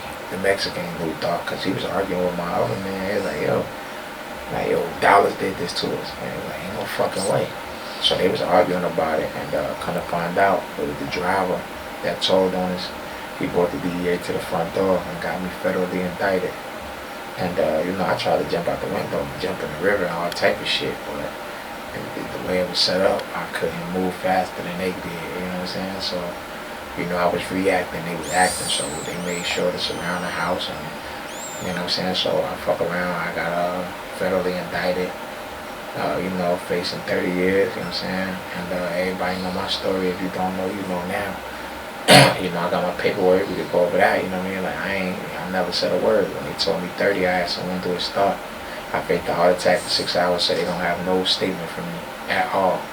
And I'm in the hospital, they did x-rays, CAT scans, blood tests, catheter, they put a catheter in my joint, they fucking tried to pump my stomach, they shot me up with Narcan twice. They thought I was high or something. I just don't got that really. I ain't even fake heart. I just don't got the time. I got the right to remain silent. I ain't saying shit. I'm going to jail, motherfucker. Y'all shit. Y'all take me. I'm not walking. You ready? You got to take me to jail. They had to carry me downstairs. They had to put me in the car. I'm not walking to jail. Y'all take me to jail. Don't fucking shit. But I just didn't make no statements. You got the right to remain silent. Y'all not my friends. I ain't got shit to say. So, you know, not for nothing, you know, that's just what happened. You know what I'm saying? I went to jail for that shit. They gave us $1 million bond. I sat for 8 months. And the feds can't have $1 million bond. I was on the streets for 6 months. You know what I'm saying? And I got to fight a lot of my case from the street. So, you know, I was fighting for my life, you know. They in the state it was like 33 years and 9 months. You know, because you got mandatory trafficking charges, and you know, you got trafficking cocaine, trafficking heroin, and then when the feds get involved, you know, the feds could cap you out at life. You got so many drugs, they could cap you out at life. You know, so, you know what I'm saying, you sit here, you fighting your case, you know, you fighting your case, you fighting, I'm fighting for my life, you know. At the time, I had never been to jail. I had been in jail for like 10 days before that, and so, you know, they came and was, you know, you know, I kept it silent. I can't speak for what nobody else did. I can speak for me, you know what I'm saying? I know my paperwork straight. I kept it silent when they told me 30 years. And that's not light. I wasn't 30 years old at the time looking at that, you know. And my mother came and seen me crying and told me I need to tell because she's scared she gonna be dead by the time I come home, and I have to look at my mom and say, Mom, you know, I know you don't understand what's going on, but I signed up for this. I knew this one came with what I was doing. And I'm a man first, you know. So I understand if I don't see you again, and that's a hard conversation to have. So I always tell the youth, like, make sure you can stand it. If that's what happened, just make sure you can stand what you're doing. Because that, you know, your reward is death or jail in the street shit. It ain't no, you know what I'm saying? You very seldom make it out, and you can outsmart the police, but you can't outsmart a snitch. It's impossible. You know, motherfucker, you know you've been dealing with a motherfucker for years, and you know they sit in that room and they tell them people your business. You can't outsmart that. A motherfucker you trust wear a camera to your house. You know what I'm saying? A motherfucker that you saved his life and he'll ruin yours to save his ass. You know what I'm saying? Like, that shit real. And so that's why I tell these young guys, like, that's why I talk like I talk in music, or when I talk to the young guys, I tell them, man, this shit is over with, bro. They got it figured out. Motherfuckers better off. You know, I pled guilty.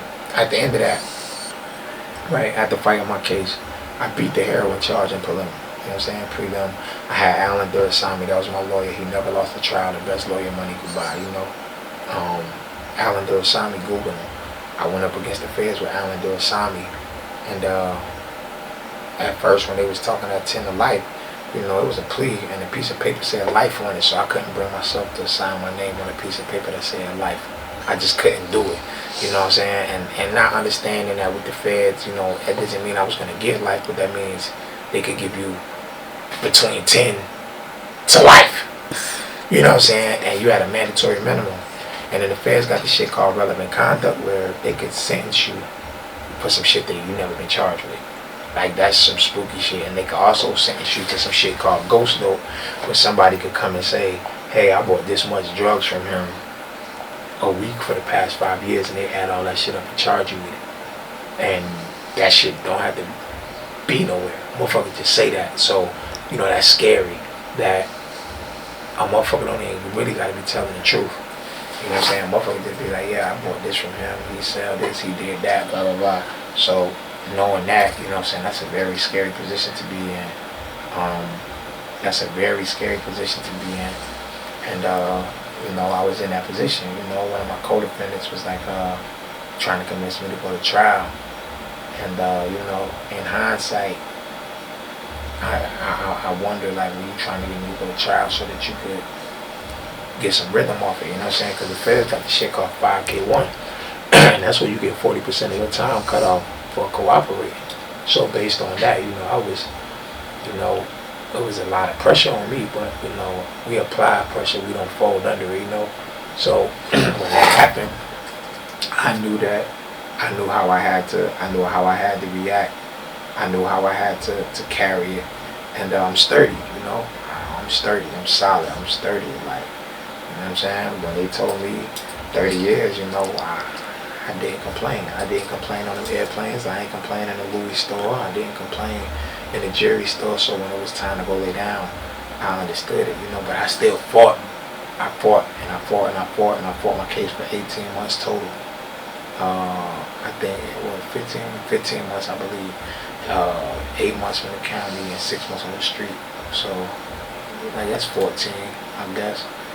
But, you know, I mean, it's little shit, but I fought my case. I just fought and I rumbled, and we filed certain shit, and we got from up under the heroin charge. So I took a plea for cocaine, to which I got a 5-year mandatory minimum. 500 grams or more is a 5-year mandatory minimum in the federal government, or at least it was at the time. And what I explained to these young guys is, okay, I got sentenced for 1 kilo of cocaine. That was what I pled guilty to. That's not the whole extent of the conspiracy I was charged with, but that's what I pled guilty to. And so at the time, a kilogram of cocaine was $30,000. So if you divide 30,000 by 5, that's $6,000 a year. And you can make that at Walmart. You can make that, you know, in a month doing legal shit. You know what I'm saying? You can make that at McDonald's. There's nowhere you can make $6,000 a year as a side hustle. So we've duped and I believe in that this fast money is it. You know what I'm saying? I watched a dude run up 6 figures and then get it all confiscated. You weren't even able to enjoy it. And so, you know, we from the streets, and I'm gonna talk the streets because that's my story, but just also understand that both sides come with it. You know what I'm saying? You gotta understand everything that come with what you're doing. And you gotta make sure that once you know what you're doing, you could. My mom always told me, she said, son, if you don't remember nothing else, remember this. In life, you got the 3 R's: risk, reward, and repercussion. What am I risking? What will I lose? And what will I gain? And was it worth it? And so understanding that when they came and got me, you know, I knew that. You know what I'm saying? I was like, shit, you know, damn, like, this is what I risk. You know what I'm saying? This is what I risk, and this is what's associated with the risk. I was 21 years old, and I remember I had a Connect, and the Connect had bought me some things, and once I was done, I had counted the money. I counted the money that was his, and I count the money I got to keep. And at that point, I looked at this girl I was dating, and I told her, I said, when they come get me, I'm going straight fed. I had never been in trouble at the time, but I understood that what I was doing would come with it, and I counted the money. It was a lot of money. I counted all the money up. I counted everything out, and I counted it all, and I counted what I owed him, and I counted what was mine. And I looked at the girl, and I said, when they come get me, I'm going to the Fed. I said, I got too much money to go to state. I'm going Fed when they come for me. And you know, that's just how realistic I was about what was going on. I knew. You know what I'm saying? I counted the money. I said, look, I'm young, I'm 21, 22, I'm going, when they come, I'm going to the feds. You know what I'm saying? It's crazy. I can laugh about it now, but I just knew, like, fuck it. You know what I'm saying? So I'm like, shit, make sure you got something. I said this shit in a song the other day. I said, every time you, I said, while you out here in the club having a wonderful time, make sure every time you grab, you put up money for bond. Your lawyer paid off a little something for your mom. Don't spend it all on design. Don't give it all to these broads. I said that because I knew that.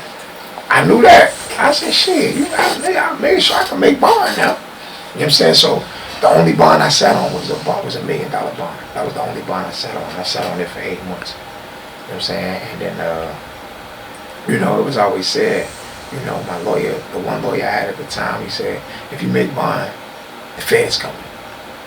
You know, he told me, you make $1 million bond. You make bond, the Fed's coming. So, you know, but when the feds came, you know, I got 6 months on the street, and I went to prison. And so when I went to prison, like, you know, I learned a lot about everything. All the shit, the people that was telling you they loved you because it was convenient. The people that's rocking with you, like, you know, it's all a facade. It's all a facade. The girls that love you, it's all make-believe. Happily ever. Once upon a time. The streets is one. It's not a fairy tale, but it's a facade. Once upon a time, man, you're gonna get out here and you're gonna fall victim to thinking that this is real, and it's not. It's real because the consequences are real. Death or jail is real. But when you go, you know what I'm saying, you thinking everybody loves you because you're taking care of them, the love is not real. Because when you can no longer take care of these people, you're not important to them anymore. People forget you, out of sight, out of mind. Fuck on my hand. Now you're a burden to the same people you took care of, and I learned that. And at first, going through this at first, you know, you upset, you hurt, and you hurt like you're going through a variety of emotions, but once you get to jail, you know you gotta do this time.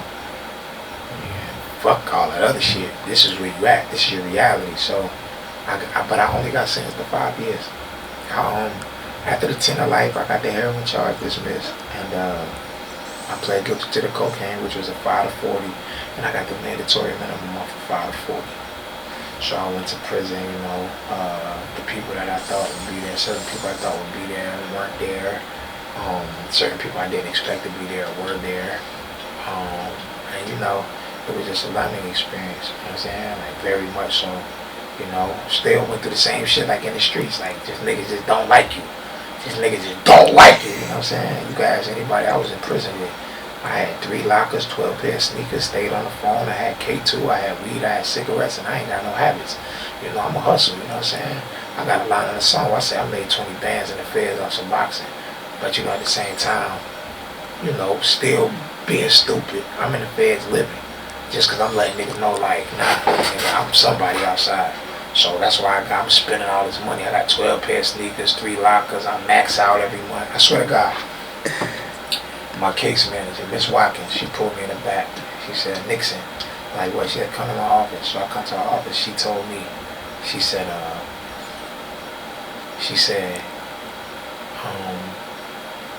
you spent more money in the past 6 months than you had sent to you.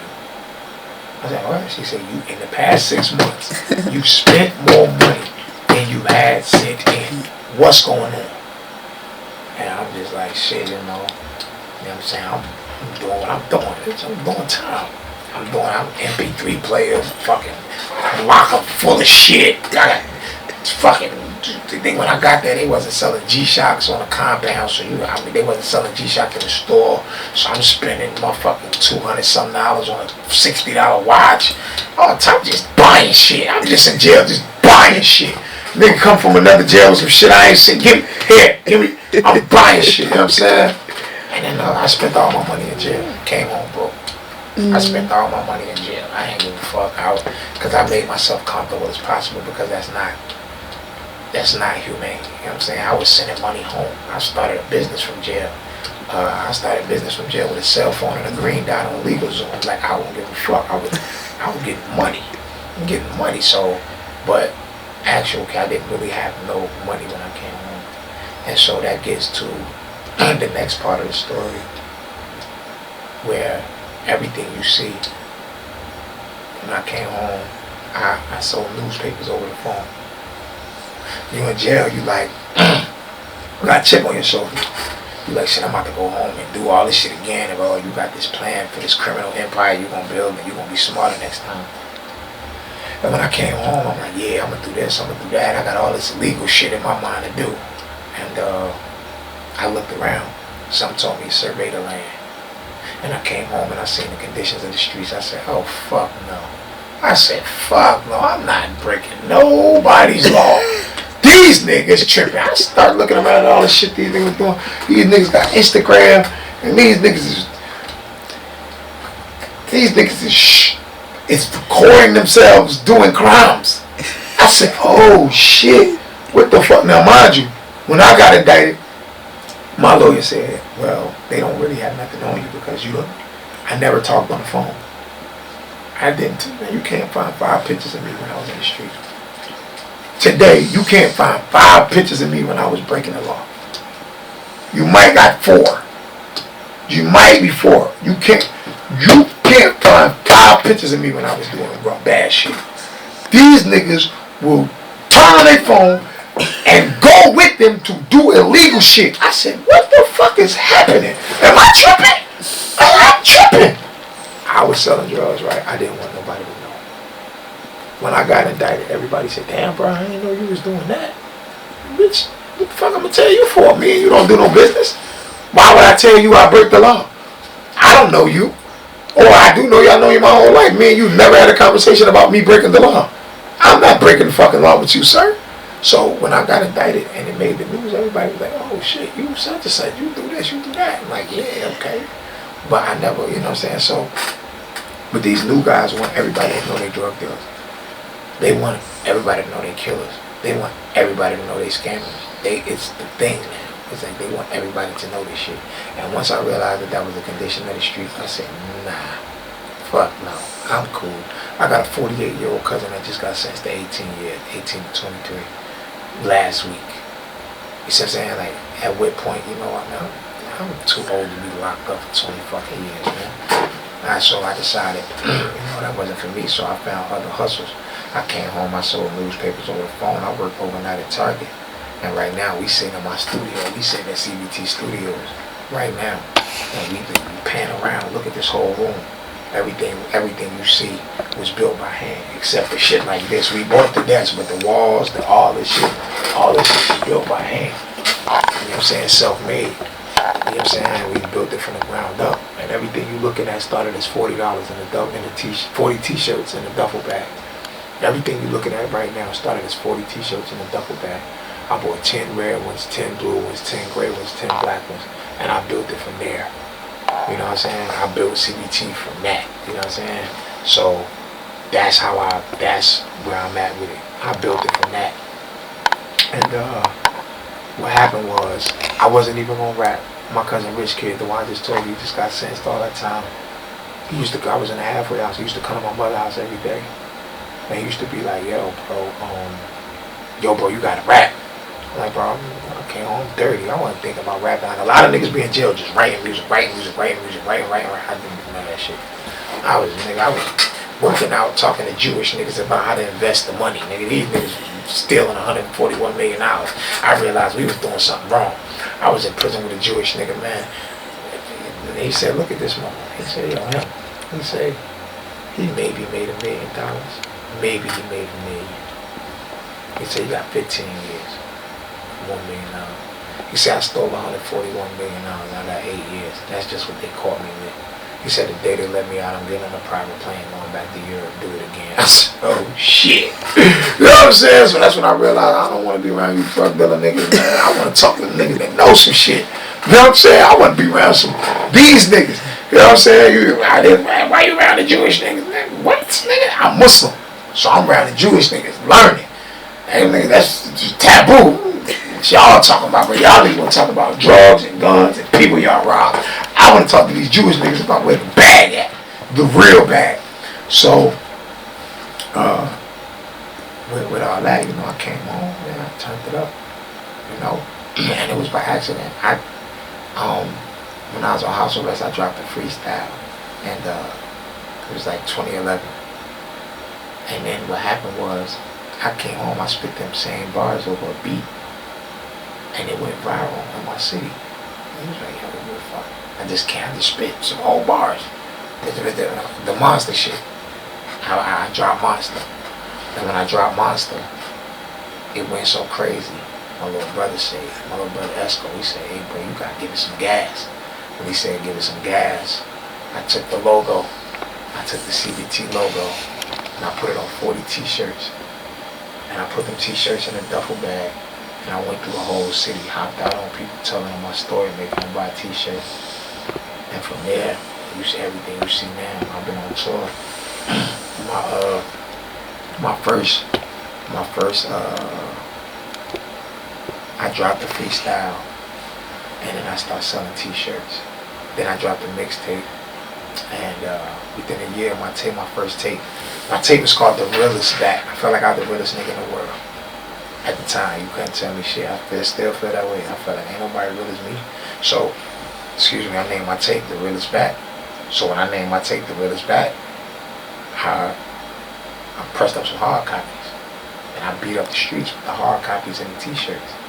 I'm saying I sold hard copies. I'm grinding. I'm still selling CDs. I don't know what the fuck going on. So I'm selling CDs, but niggas is buying them because the fucking story is so crazy. It's my real life. My first mixtape was my paperwork. You know what I'm saying? My first mixtape was my paperwork on the cover. Nigga, I'm talking that shit, nigga. I'm realest nigga in the world. Everything I'm saying is all facts, nigga.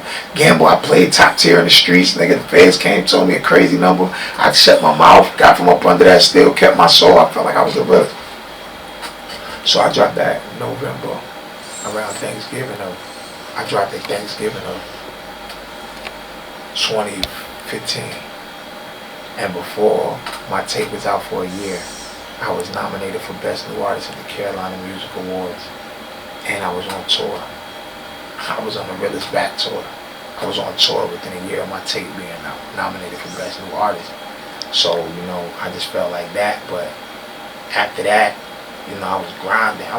My ass off at the time. I'm just grinding. I'm putting in work. And I was just doing so much, and I was doing shit. I was working so hard that it was like unbelievable to people. It was just unbelievable. Niggas was like, yo, I remember niggas hit me like, bro, you signed? Is you this? Is you that? I'm like, nigga, I'm just grinding, nigga. I don't know nothing else. You gotta remember, I just had came home, so I have a different appreciation for time. Number one, because they told me I was never coming home. Number two, because, you know, I'm in jail living my life 10 minutes at a time. So now I don't waste no time. I don't believe in wasting time at all. Like, what's up? We gotta work because, you know, we know this shit's running out. You know what I'm saying? Even now, you can pay attention. Time is moving faster than ever before for some reason. You know what I'm saying? So, with that being said, just working and grinding. I just stayed on it. So I was like, yo, with me working like this, I was like, bro, motherfucker said you need to take a break. I ain't taking no break. I said, I ain't hitting the brakes. Oh shit. I'm like, I fuck with that. I'm like, no brakes. I ain't slowing down and I ain't stopping. For me to take a break, that mean I have to stop. If I put on the brakes, that mean I'm slowing down. So I said, I ain't slowing down and I ain't stopping. No brakes. And that's been my campaign, you know. There's no brakes. We always on go, man. And listen, everything's a go. And so with that happening, you know, I dropped 3 no brakes mixtapes. No brakes 1. No brakes 2. Everything's a go. No brakes 3. Like, you know, we you know what I'm saying? We just working. And so that's why I am now, you know, just working non-stop. We giving it everything. We giving it all. Like, you know what I'm saying? Like I say, you sit right here, right now. You take a look at this building, man. When we walked in here, it wasn't nothing in here. We built this. My partner, Young Will, we built this. You know what I'm saying? We got the clothes, we got the studio. I've been on tour 8 times. I didn't wait for nobody, bro. When the booking slowed up, they tried to blackball me in my section. Because of my campaign, I don't fuck with rats. That's just my thing. If you told us some niggas, I ain't got it for you, like, at all. So these niggas like to turn their blind eye to that. They turn their blind eyes to rats. I don't do that. Oh, you told us some niggas, I'm not fucking with you. I'll show you right now. Niggas was asking, can they come on tour with me? And I said, bro, you told? No. Straight up, like, no. Y'all work with law enforcement. I told them, nigga, y'all work with law enforcement. That's a conflict of interest. And we don't do that. You know what I'm saying? We don't do that. So I blackball myself, me and my big mouth. In my mind, I'm like, everybody gonna love me. I'm the realest nigga alive, but what you gotta understand is the suckers don't like real niggas just like real niggas don't like suckers. But the thing about suckers is they gonna stick together. The suckers gonna stick together, so they be trying to work against me. They done did everything. I did a party one time. Remember the party I did in Hampstead or whatever? They called and the police and said they were talking about all gang members and all type of wild shit. They done called the police. They done called the radio station, asked them to stop playing my song. Cause these niggas be suckers. They be scared, you know. These industry niggas be scared, and not because I'm violent. I don't lead with violence, you know. It's not that. What they afraid of is the authenticity, the realness. You a sucker. You gonna fall when you around a real nigga. You know what I'm saying? I'm gonna make your skin age. You gonna make my skin age. They don't want me in the room because you can't be that person you was pretending to be 5 minutes ago. Because I'm here now, you know. And so that's why they tried to blackball me and all that. I don't give a fuck about none of that. Y'all can't do nothing. All these tastemakers know about me. Everybody know about me. Like I told you, I've been nominated on all these award shows. I be where they at. I be where they at, and they see me. They know that CBT when they see it. But at the end of the day, you know, they can't do nothing with me, and they know that. And I ain't on no shit. You know what I'm saying? I'm just telling what it is. I'm just saying where I'm coming from with it. They can't do nothing with me. They know that. You know what I'm saying? They whisper to each other. They try to leave me out of certain shit, or they try to say little slick shit. But everybody knows what's up with me. Everybody knows what's up with me. You know what I'm saying? It's documented. You know what I'm saying? It's public record. I'm a documented shooter. They know that. It's public record. Like I'm not no bully. I don't take. I don't rob people. I don't prey on the weak. But I'm documented. I'm a documented shooter. They know that. It's documented that I sell kilos and I shoot. Documented. You know what I'm saying? Freedom of information. So I'm not self-snitching on camera. I'm saying you can look it up. It's there. That's how I play under certain circumstances. So they know they can't play with me like that. You know, I go to these labels. When I go sit in these labels, they know what's up with me. They know I come with my own everything. When the booking slow down, I start booking myself. I don't give a fuck about none of that shit. I ain't waiting for no nigga. They know that. They know that. I put up my own money. I bet the house on me 10 times over. Her wise man once said, bro, put all your eggs in one basket and make some more eggs. I don't give a fuck about taking a loss. I gamble with my life. And the feds came. I gamble with my life. I gamble with my freedom. You think I give a fuck about some money? You know, fuck about that shit. We betting. Nigga, fourth down and we ain't punting, run the drill, nigga. Fourth down, we ain't punting, run the drill, and I ain't taking no knee. Fly high, get flown over. They be mad at Bobby Dollar. You talk a lot of shit. You arrogant. No, I'm confident. I believe in what I'm doing. I know the sacrifices I made. I remember being on the road sleep. My niggas was at home playing house with they bitch. Nigga, I was outside. Nigga, when you was scared to bet, nigga, all money down is a bet. Everything on the ground is a bet. Bet it, nigga. What's up? I don't give a fuck. Bet it. You know what I'm saying? Again, and again. Till I win, I only got to be right once. I ain't make it this far being stupid. You know what I'm saying? I ain't make it this far being the fool that y'all think I am. You know, so that's it with that. So we just gonna keep grinding. That's it. That's all I know. Let's keep grinding. I came home with nothing. I'm being foolish. Just spent all my money. Let niggas know. I mean, I wasn't in the way. I wasn't in the way out there, you know, because a lot of niggas in jail was in the way. They get to jail, you could tell they was in the way outside. Everybody in the streets knew I wasn't in the way. Everybody in jail knew I wasn't in the way in the streets. That's any nigga I bid with. I had 2 lockers in one building. I had a locker in a whole other building. Niggas know that. I'm doing what I want to do. I'm walking the compound. I'm doing what I want to do. But I ain't no bully. So what I want to do doesn't constitute as me doing shit to people. Being violent. Nigga, I got everything I want. I got shit I don't want. I got giving away shit. I'm buying shit for niggas. Hey, what you nigga? Yeah, bro. Here, take that. I'm saying that's my heart, you know. My heart has always been my biggest downfall. Because I give so much. I do so much for so many people. Just look, this year alone, you know, I give away watches and chains. The other independent artists that's just getting their start, I give them watches and chains so that, you know, when they get their little money, they don't gotta go broke looking like it. You know, here, take this here. We got the studio here. We record EPs, like we do challenges and giveaways, give away money all the time. You know what I'm saying? God protect me from my heart because that's who I am. You know what I'm saying? So it's a lot with that. It's a lot with that, you know what I'm saying? You know, I gave away a watch and chain and an EP this year. Lap man, gave away turkeys. Check CBT resume. We do book bag drives. We give away book bags. I done did food drives. I've worked at food drives. Me. Like, you know what I'm saying? Like, nigga be, oh, you such as man, I worked at food drives. I gave away 20 turkeys. You know what I'm saying? Like, I give this shit away. You know what I'm saying? So that's why, you know, my character can never be on trial. My character can never be on trial. Because a lot of these tastemakers or gatekeepers, you know, they selfish. What's the last thing somebody gave back? What's the last thing somebody gave away? But they know what's up with dollars. They know how I step. But they know, like, you know, they also know that, you know, so they can't say nothing about me. They can't say I don't do what I say I do. They can't say I am who I say I am. And they know if you play with me, you know, how I play. When you know what I'm saying? I laugh and joke, but I don't play. You know what I'm saying? So that's why it should be like this. You know, it depends. I'm gonna do this. I'm like, you know, I'm just giving y'all, this is just the preliminary. I ain't even telling y'all some of the shit I can tell y'all, like all these sucker niggas and all this shit they doing. I be trying to keep it cool because I don't want my brand to be built on that. But niggas know what's up with me. All of them know what's up with me. Like I say, nigga, I'm a documented shooter. The feds know who I shot. Straight up, because the niggas that told it. They know what's up with me. Like, you know what I'm saying? Like, straight up. But not for nothing. That's not, life is bigger than that. You know what I'm saying? Because what happens? You know, what's the B side of that? You know, everybody got a mama. And now people have children, you know what I'm saying? So, you know, we gonna work on conflict resolution. But once you're a sucker forever though. Even though I ain't gotta do nothing to you because you're a sucker, I'ma stay away from you.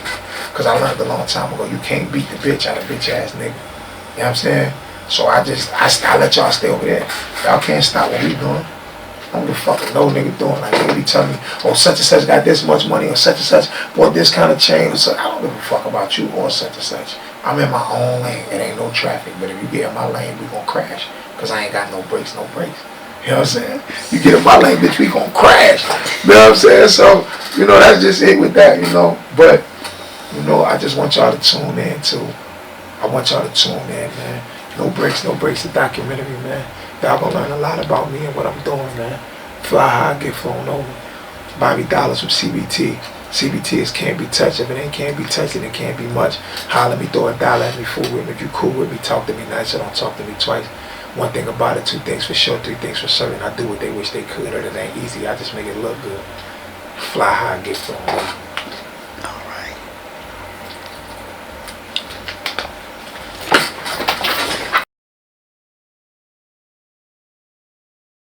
Never had a roller, you ain't never had a mule. The profit off a chicken went and spent it with the jeweler. You ain't never seen 1,008 grams on a ruler. You ain't never been a two.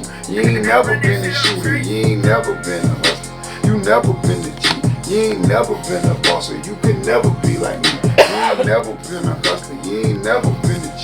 You ain't never been a bosser. You could never be like me. I do that again. Do it over. One more time. One more time. They're going on my live right in a minute. Ever not.